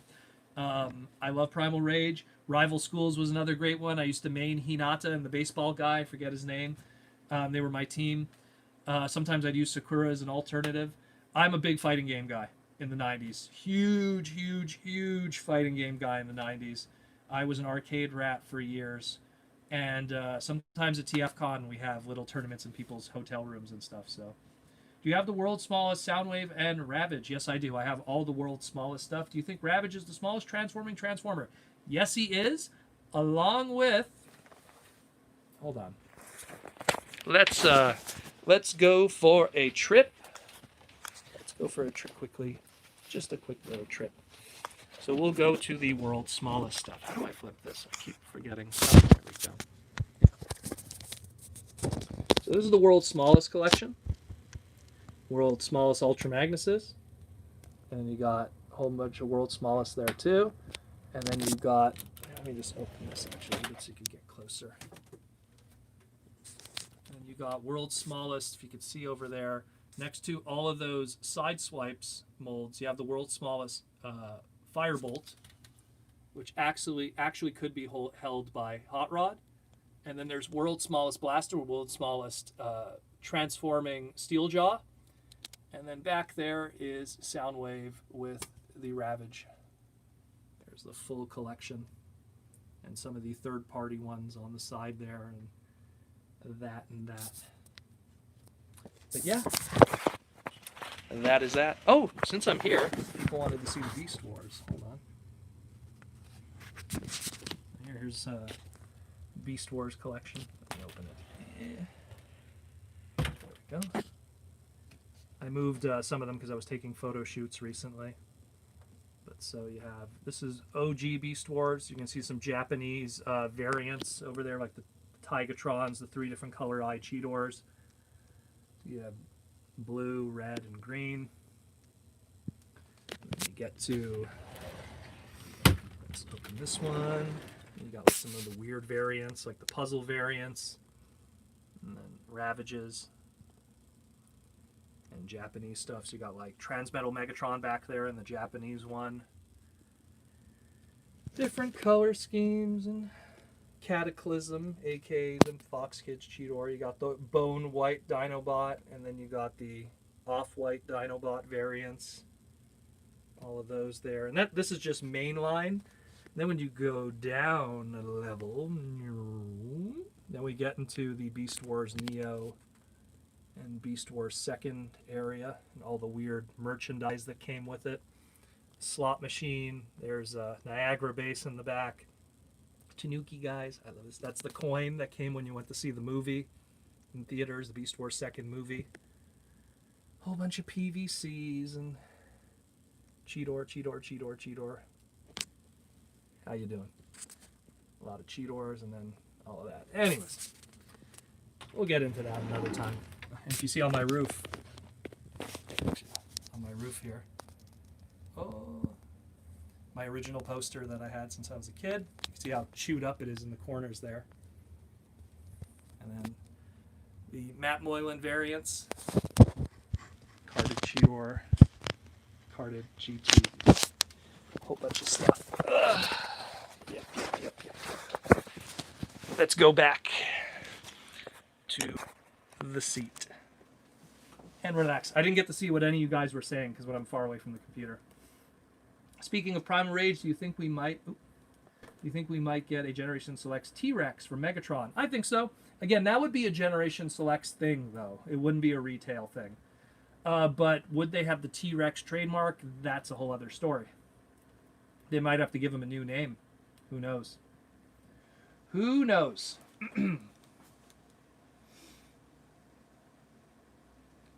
Which Which one is the Orca one? I have to go back.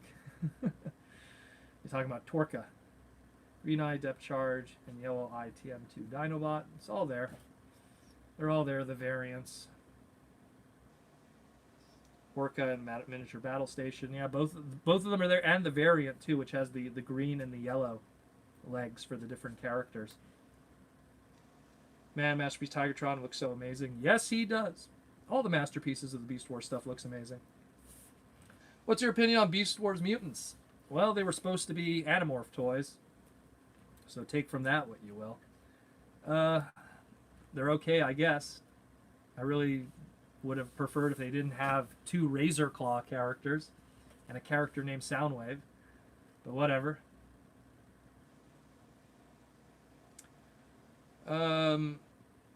What do you think of guest fighters in fighting games? Hey man, if it makes the game more interesting. I mean, look, Sakura was technically a guest fighter in rival schools. You know, when you think about, you know, it kind of also led to then major crossovers later on. You know, at a flea market, I got World's Smallest Sideswipe for $2. That's a really good price, brother.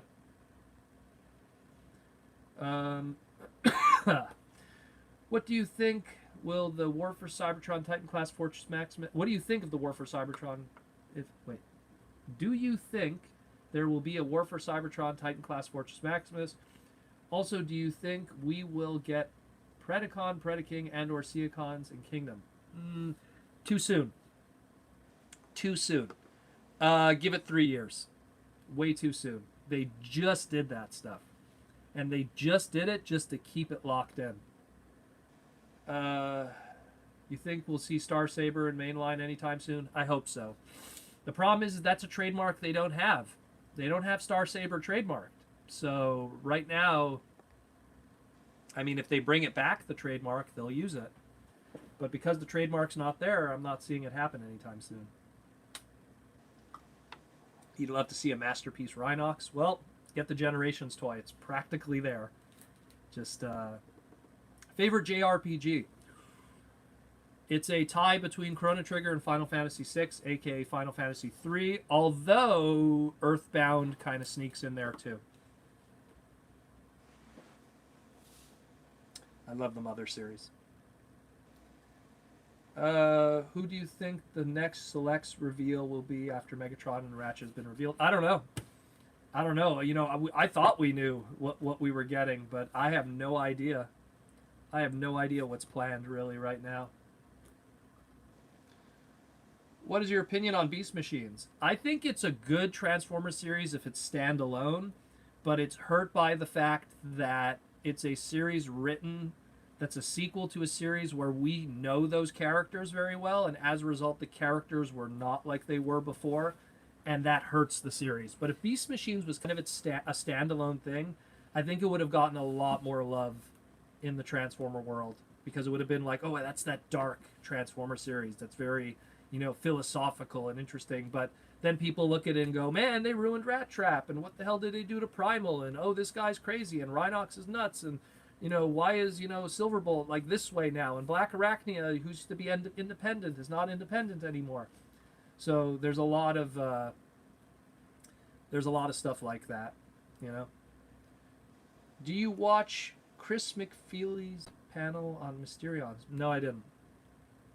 I don't really look at other YouTubers' stuff in general, but I'm familiar with the Mysterions. That's an old piece of Transformers history from DC dating back many years. A lot of stuff going on with that. Me and Monzo used to research that shit like crazy years ago. How do you feel about third-party companies tackling Takara toys considered failed, like Beast Wars, like Bumblebee 2.0?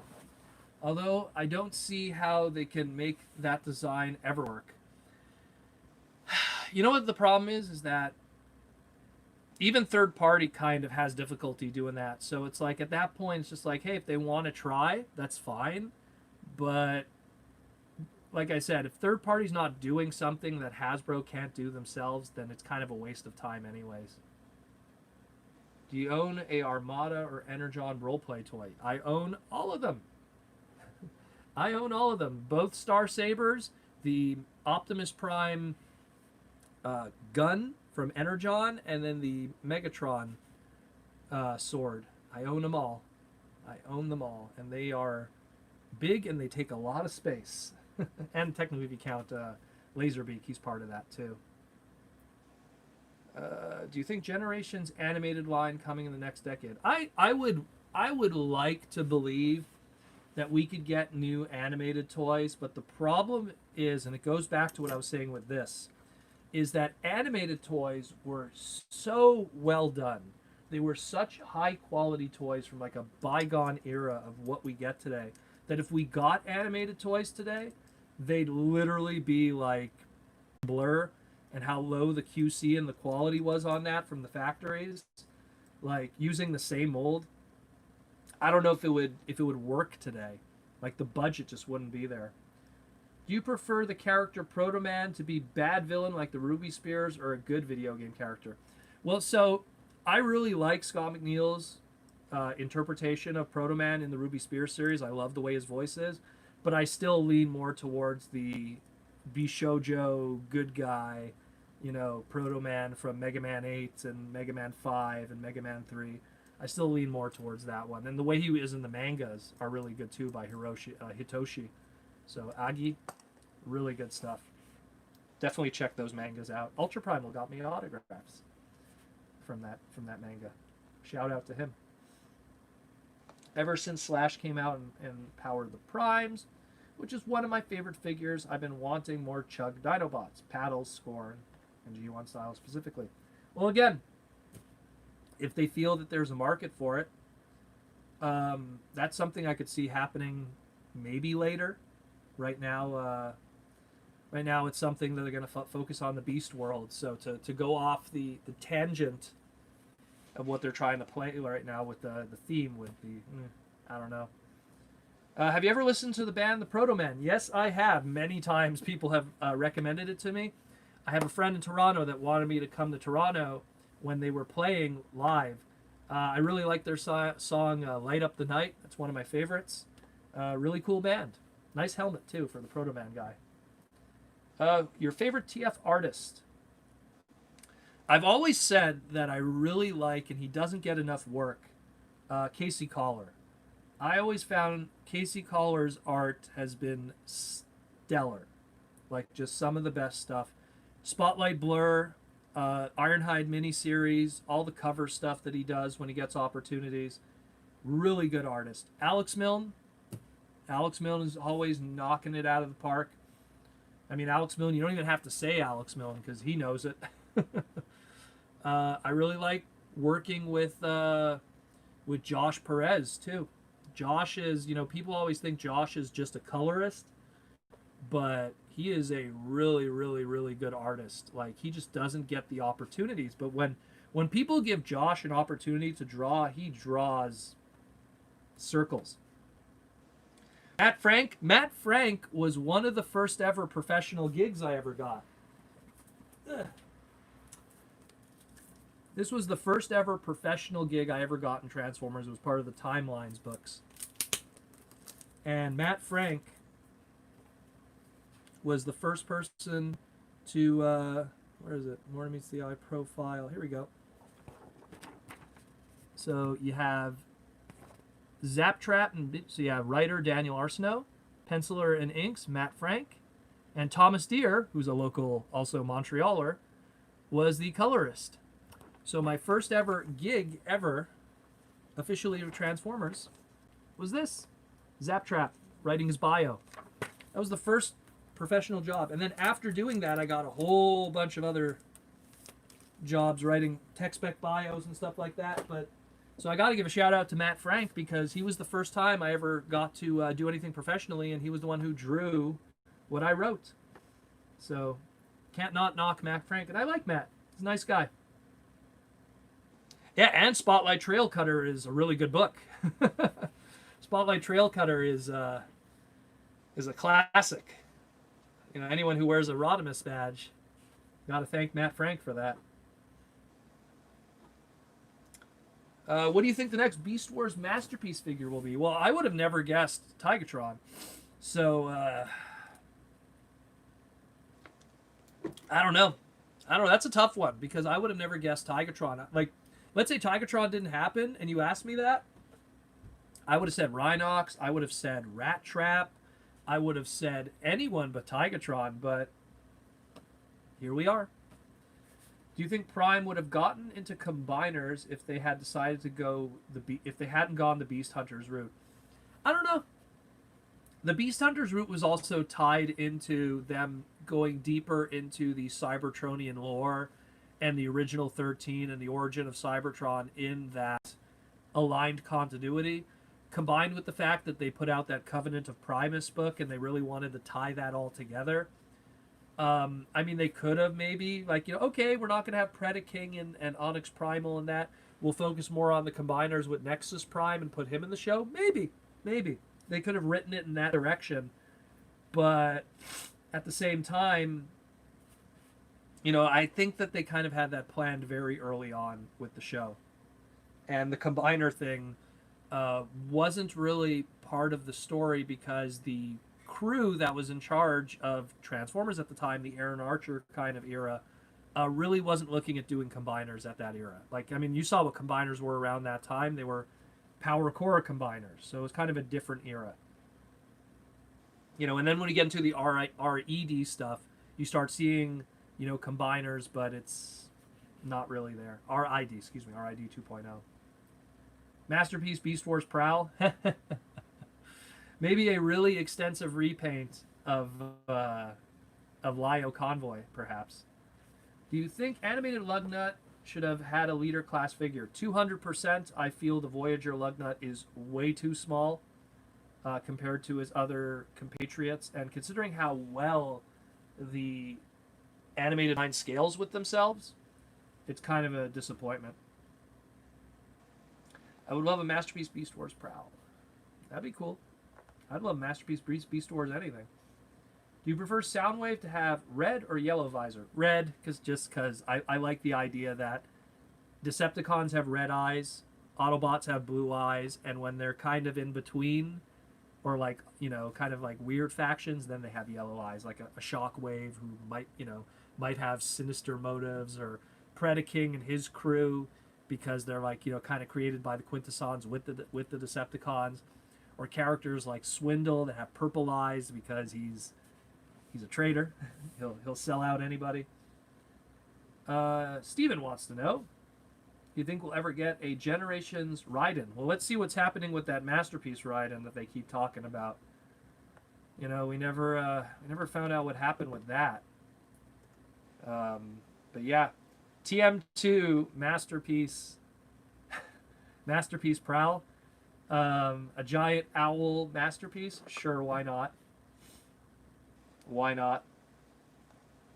Hey, Protoman, just wanted to drop in and say that I'm really grateful for the content you bring to the internet. Your podcast is the way I keep up with Transformer news and always the most reliable source. Well, thank you, Mozzarella Man. I try my best, my friend. The one good thing about it is I take the news and then I filter it through my extensive knowledge of Transformers throughout the years and my logic working with the brand and everything, and try to make the best sense of it. And, thanks for the kind words, Support the podcast. That's all I could say, really. If you like what I do, try to support as best you can, even if it's just watching it, giving a thumbs up and subscribing. If you can't be part of the Patreon, always watch it. Who's your favorite Transformer voice actor? Probably David Kaye. And it's funny because, like, I've had dinner with David Kaye and not even acknowledged that he's there. Like, I remember one time, me and Jaws D, we were in, like, the TFCon, like, staff dinner area, where it's kind of just like a catering that's closed off. And I was just sitting there with Jaws D, and we're just having, like, steak and broccoli. And then David Kaye's like, hey, can I come sit with you guys? And I'm like, okay, fine. And me and Jaws D are still talking while David's there. And we're just talking about, I forget what we were talking about. And then David Wise, who was one of the writers from Transformers, came and sat down with us. Because, it's like this big empty room.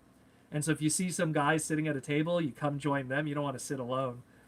So I don't know. David Kaye's such a really cool dude. He's a really humble, awesome guy, but he also is someone that I feel is easily one of the best Transformer voice actors. And I've never told him that. It's the same thing like Casey Collar.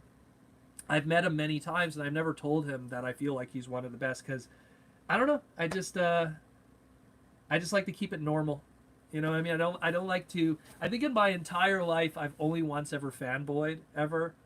Like I've met Judd Nelson, I've met Dick Gauthier, the voices of Hot Rod, I've met Peter Cullen, I've met Frank Welker. The only time I ever fanboyed in my entire life was, and I'm so embarrassed by it because it's like I'm so proud of not fanboying, which was Jim Starlin, the creator of Thanos, because one of my first comic books I ever read as a kid was Infinity Gauntlet issue number 3. And I met Jim Starlin, and I was a stuttering mess. I met Stan Lee, didn't stutter. I have footage online of meeting Stan Lee. Didn't stutter, was relaxed, cool. I met Jim Starlin, I was a mess. I was just like, hey, Mr. Starlin, Thanos is my favorite hero. I mean villain. And then like Jim tried to protect me, going like, well, some people consider him a hero, you know, he's just being nice. But yeah, like Jim Starlin, did I fanboy. I couldn't keep myself together. You know? He was really cool though. Really cool guy. And no one was, and it's crazy because when I saw him, this was like years before the Marvel movies. Like he was just sitting at a table, no one was coming to see him. He was just chilling. You know? Different era, completely different era. Different time. Today now people would be flooding his tables. What references from Transformers Animated did you find the most humorous or awesome, like Purple T-Rex Pinata, Spike and Carly in labor with Ratchet, Decepticon Headmaster Juniors and bots? Aside from the one that involves me, or Vangelis, or Hydra, or people in the fandom, I don't know. I never really thought about that one. I don't know. The episode that had Weird Al in it with Rector was really good because he would always pull stuff out of his garbage and have all kinds of cool stuff. Dare to be stupid, you know, little things like that. Here's a question from the Silver League Networks. Do you know if there is any legal complications that might prevent Shadow Raiders from getting some kind of DVD release? That's something where you have Mainframe Entertainment. See, here's the funny thing. So Mainframe Entertainment became Rainmaker Entertainment. When they were Rainmaker Entertainment, they did Barbie movies. They did a whole bunch of stuff with Mattel. Then they did that reboot, which crashed. Recently, Mainframe Entertainment went back to being called Mainframe Entertainment. I think it's called Mainframe Studios now. This is very recent, last year. So I think I want to say that there's a possibility. I don't think there's any legal problems. I think it's just, is the money there? Are people interested? Do people care about Shadow Raiders? I do, but I'm a minority, you know, so I don't know. I'd like it though. You can right now you can watch Shadow Raiders for free on YouTube, start to finish, every episode. So it's not like we can't watch it. Where are you guys in TF Animated? I need to see this. Well, someone I think said it. Speaking of which, pop your collar for the live stream. Isn't it kind of popped already? Yeah. So in Transformers Animated, for people who don't know,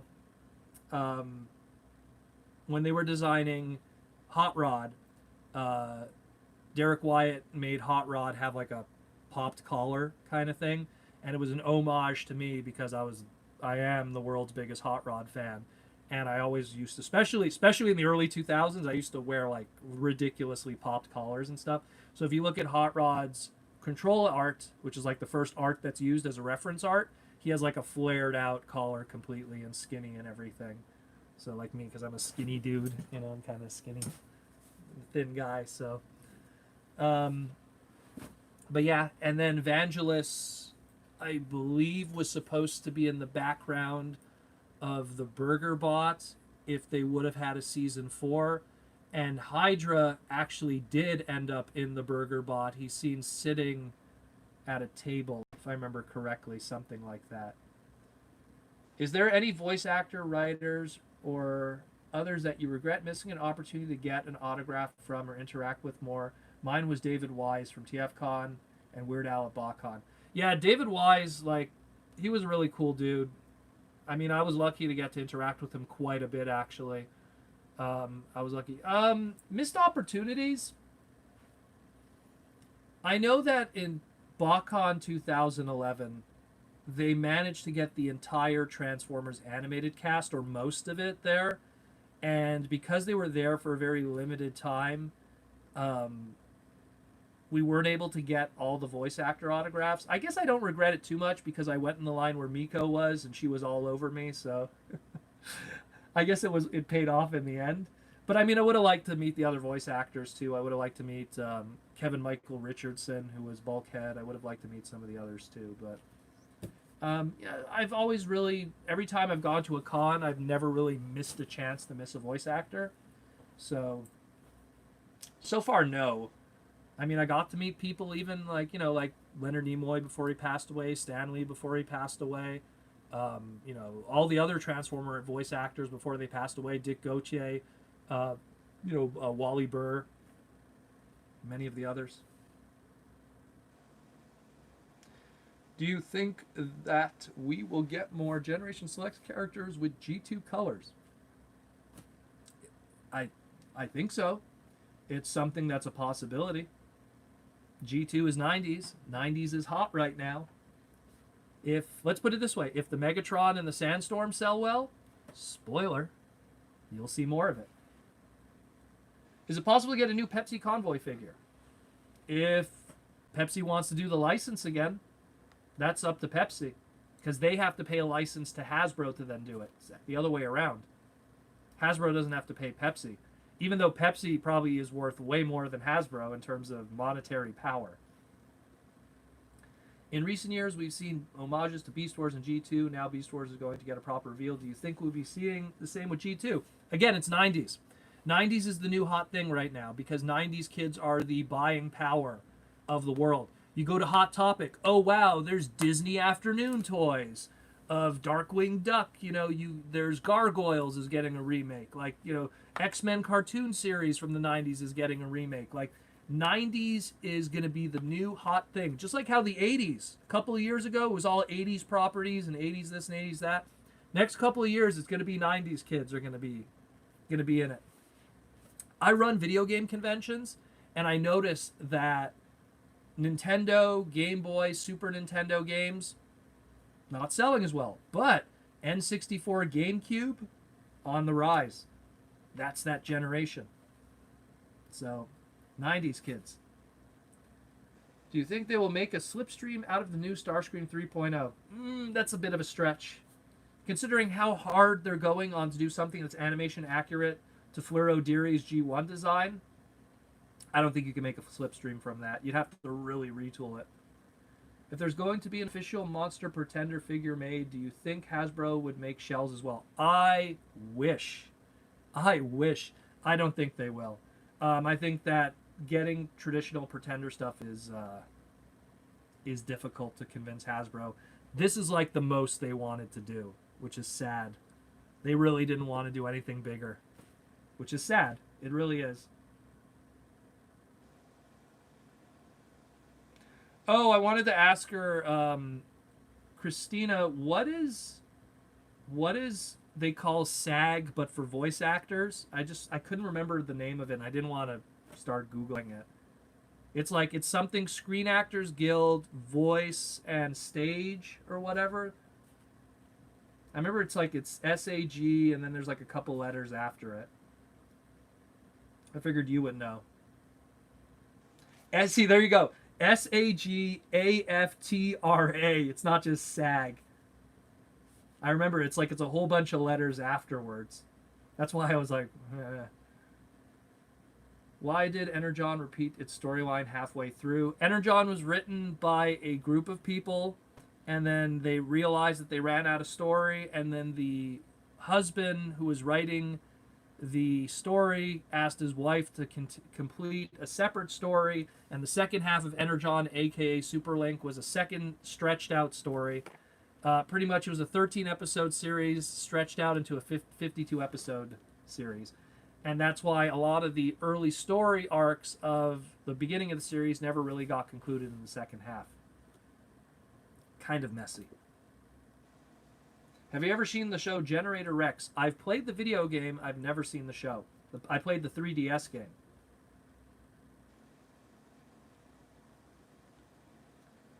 I think there used to be two Ulanians, but they merged. Okay. That's why I wasn't too sure on the name. That's where I was confused. I'll have to see a repaint of Earthrise Starscream with G2 colors and purple cockpit. And get an extra accessory of a little audio pack on the back would be cool. That'd be really cool too. All right, guys, we're almost done. I think we're gonna call it a night soon. So we'll do a couple more questions, and then that'll be that. Hey, Protoman, are you excited for the Generation Select Super Megatron? I might pick it up. Oh, I'm very super excited about it. To me, when you get toys of characters that years ago never got a figure, and then finally are getting a figure properly all these years later, and that figure looks a lot like its original character model, of course I'm going to be excited. You know? Of course, of course, of course. But, see you later, Jeff. Well, came too late, Christina. Do you think the MCU X-Men will turn out? How do you think the X-Men... Well, I hope it'll turn out well. I mean, I think it was a missed opportunity that they weren't there. All the Fox stuff and weren't there for Infinity War. I think, you know, as much as I liked Infinity War and Endgame, I think the absence of Silver Surfer and the X-Men... Well, maybe not the X-Men. The X-Men weren't a big part of the original Infinity Gauntlet, but Silver Surfer not being there, in my opinion, kind of hurt it a little bit. We may get a sequel to the G2 comic written by Simon Furman. I would be down for that. I loved Regeneration. Simon Furman's Regeneration is a sleeper hit. That's a really good book. But maybe it's because I really like the Marvel comic, and I like the stuff Simon Furman does. I don't like everything Simon does, but I like most of the stuff that Simon Furman does. So, and whatever Simon Furman does stuff that I like it a lot. Thoughts on the G2 electronic LCD game? Oh God, there's drama with that one. I ordered that game. I own the original. I own it loose. I ordered it mint on card from Amazon 7 months ago. And then 7 months pass. And then Amazon turns to me and goes, sorry, can't fulfill your order. Canceled. And then I had to scramble and find the game. And at the end of the day, I couldn't find it. And then I had to buy it through a scalper for like $10 more. So I wasn't happy about that. Plus shipping, because if I would have got it through Amazon, it would have been free shipping. So I played the game many years ago. Never beat it. Never put my time into beating it. But I am a fan of it. I love vintage video game merch. I have a lot of Tiger Electronics in my collection. Mega Man 3, Mega Man 2 being my favorites of the bunch, and the Double Dragon one. But yeah. Any chance of Rom the Space Knight in the RED line? Nah, but I could see Rom the Space Knight in the Marvel Legends line. So if you're looking for him, he'll probably show up there. I will say I do like Hasbro is trying to add different series like Beast Wars, but also filling the Generation G1 gaps. You have to have both. I think that's just the way it is. You have to have that balance. How much would a decent price for a Nintendo DS Mario 64 be? Oof, I don't know. What's the current going market for it right now? Video game prices change on a dime all the time. All it takes is for one re-release, and all of a sudden the value of something either plummets or goes up. So you'd have to really look on eBay and see what the going rate is right now. DS games are pretty common, though. There's a lot of common DS games, so it's probably not too expensive. Would you say you own all the possible variants of covers of IDW comics? No. There's a lot of like retailer incentive, you know, one of 25, one of this, like, you know, you have to buy 50 issues to get this one cover. I'm missing tons of those. When there was a cover A and a cover B, I would get both. if they sold enough issues in my comic store to have that special retailer cover, I would get that too. I was top of the list to be able to get that, but it was pretty rare. It was pretty rare. I try my best, but it's pretty tough. It's pretty tough, especially like even the recent stuff now. Like, you know, when the comic books were doing really well, I was able to get some of those variant covers, but now the comic books aren't selling as well anymore. So if they do like a retailer exclusive cover or something that's a number, I might be the only one buying the Transformer comic book in my entire comic book store. Maybe not. Maybe I'm like one of 3 guys, but it's pretty thin now. Another favor affecting GameCube value is disc rot because it's more common in recent years. The problem with disc rot is also has to do with storage. A lot of people, they just keep their video games in environments that have humidity. As long as you keep your video games in a cool, not damp area. Maybe it's because I live in the East Coast and I have air conditioning and it's, you know, half of the year is winter. So it's not a problem for me. But if you live in Florida, good luck, man. You better have the AC blasting all the time. Yeah, I know my hair is getting out of hand. See, even Christina's noticing. It is getting... Look at this. Look at this. Look at this. Look at this. It's never been this long. When have you ever... Like, this is me. This is me always. It's all the way up, like, cut like that. Oh, my God. It's getting out of hand. I need a haircut like there is no tomorrow. What did I do today? Woke up, food shopping, came home, did some podcast stuff, cleaned the house, do the dishes, clean the house, and then here. Anyone want to buzz? Just buzz. That's good. Bzzz, just do the whole thing. One very valuable game is Mega Man X3. Yep. Any games that are late in the lifespan of a video game console's life is always going to be more difficult to pick up, with the exception of I think like Kirby Adventure. That's one of the last ones, but most of them are very difficult. How long do you think before we get a brand new Protectobot set complete with Heat Rock and Sky Feather? I wouldn't bank on it. Those Kabaya exclusives, I wouldn't bank on it. Do you think there will be more IDW style figures in retail? I think you're going to see more IDW figures from third party. Oh, we got a Patreon. We got a super chat from Aztec Rocker. And Aztec Rocker wants to know which series or form from Transformers has the most fleshed out or accurate lore. G1 Japan animated continuity. And by animated, I mean the G1 continuity. I find that the Japanese timeline of Transformers of G1 is the most thick, coherent, and craziest of them all. Because you get G1, then you get Season 1 and Season 2, Scramble City, all the stuff that happens in between Scramble City, like Battle Gates and, you know, the mangas and everything like that. And then you have Matrix Forever, aka the 86 movie, Season 3, Transformers 2010, all the crazy stuff that happens before that too, like Car Robots falls into that 2000 timeline. And then you go into Headmasters, Master Force, Victory, Zone. After Zone, you have the story pages of Zone. You have the story pages of Operation Combination, the story pages of Return of Star Convoy. That's just the G1 part. Then you go into G2, all the story pages of that flesh out the G2 lore, with Megatron being good and then his best friend being killed and then him turning bad again. You know, and people texting me. You know, there's so much. There's so much. The G2 Japanese timeline is the best. Is the best. Anyways, guys, it's 10 o'clock. People are texting me like crazy. So I need to get going. I'll just touch up on Transformer video game stuff.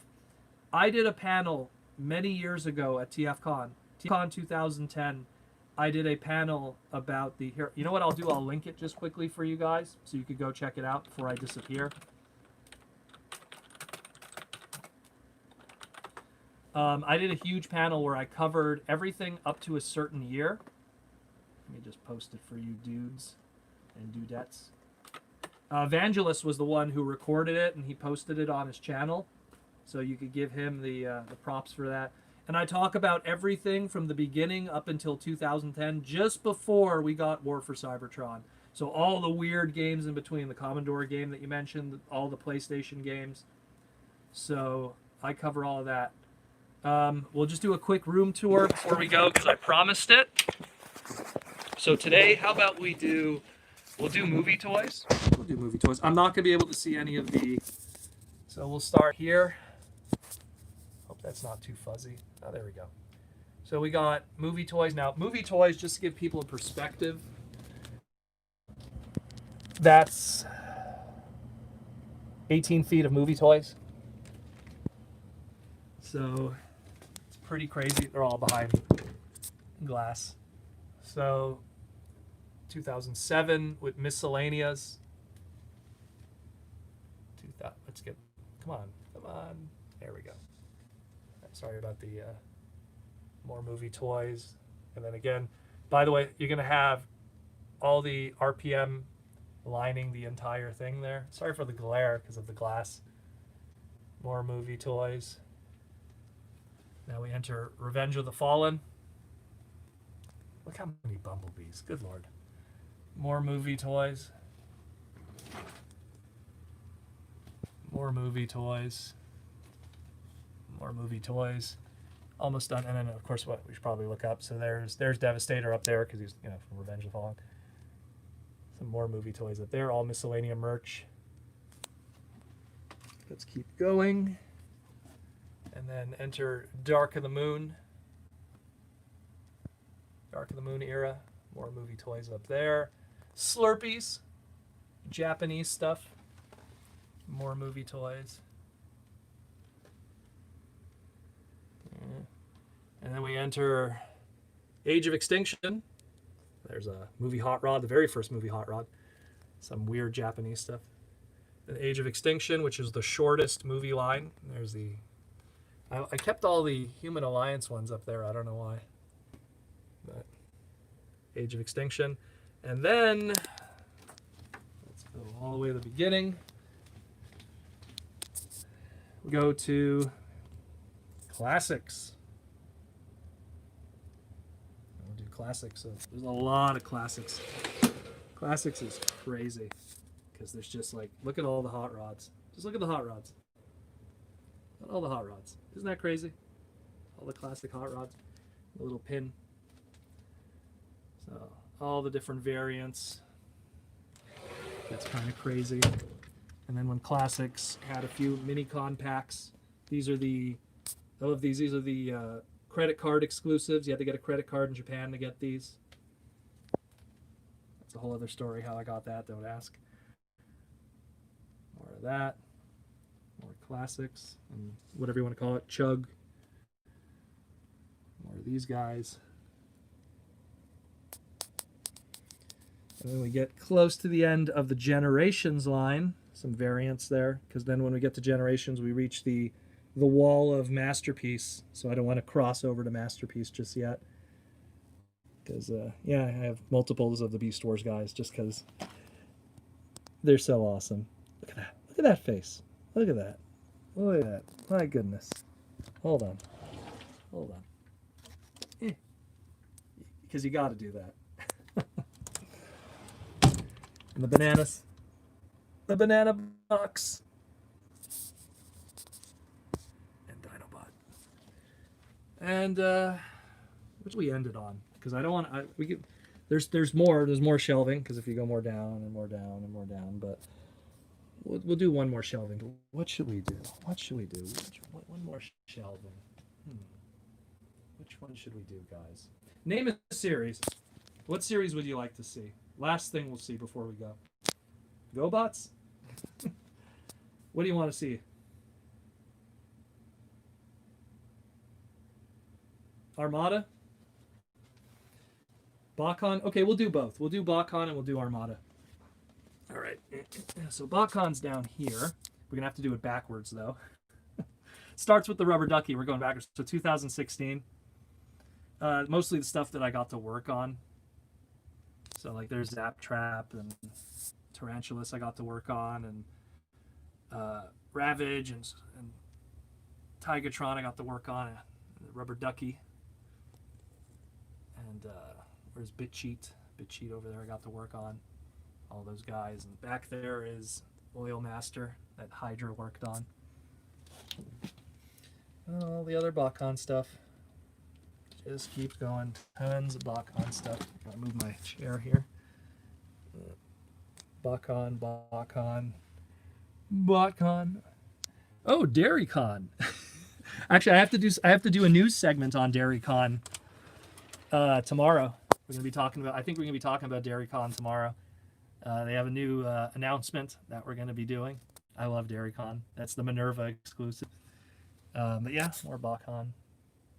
And some of the early BotCon stuff, and then we get into the TFCon stuff. Right on this is the border here of BotCon to TFCon. Ooh, look at the TFCon exclusives and the BotCon exclusives. I am the TFCon exclusives. And then we'll go to Armada. And then we will call it a day, guys. How about that? Last thing. Let's go to the Armada. So, actually, you should go up here. So there's Armada merch up there. So you got PVCs, some weird Kabaya figurine stuff. You have the build to rule stuff. There's 3 layers of it back there. It's kind of hard to display them, see, like, because they just take so much space. But Thundercracker and the others are back there too. Mega SCF PVCs. Oh, that's the non-Armada stuff, because that's part of the other Unicron trilogy down there. But a lot of Armada. The Power Ranger team that is Sparkplug.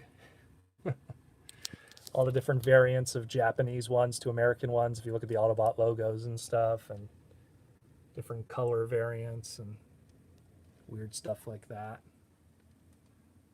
I didn't put any of the lucky draws here. That's in a separate section. That's in the rarity section. Minicons. Tons of minicons. Variants of Japanese to American version of Sideways. Same thing, Japanese to American version of Thrust. Because you have the, I think it was called the Dream Factory exclusive, which was the red one. Or USA edition, as they called, which doesn't make sense because it never came out in the USA. Transformers Armada. McDonald's stuff. We're on the border of alternators. Same era. But Megatron, different eras, different variants. So like you have Japanese Starscream and then American Starscream. Yeah. But that's it, guys. That is it for today. Hope everyone had a good time. My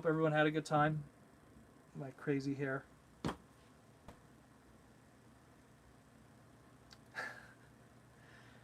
So once again, guys, if you enjoyed everything you see today or anything in the podcast, be sure to check out the Patreon, patreon.com/Protoman. Come join the Patreon if you like what you see. Come support the podcast. If not, we have also the join button, which is for if you want to be part of the YouTube membership thing. Kind of gives you the same things as the Patreon. So that's more if you just want to do it through Patreon, or if you want to do it through YouTube. But otherwise, yeah. Oh, shit. I wanted to show you guys. There's a couple other Armada stuff. Maybe I'll save it for another time. Except watching me sneeze. Yeah, well, that's the world we live in today. Wasn't that pretty? It's okay. You'll see it in the re-upload, which will be re-uploaded tomorrow. It takes about 24 hours for the 3-hour segments or the 2-hour segments to upload. So, but yeah, thanks again, everyone, for coming. It's been great. We had a lot of people. But yeah, we'll see you all next week. And, there'll be more news tomorrow and then some.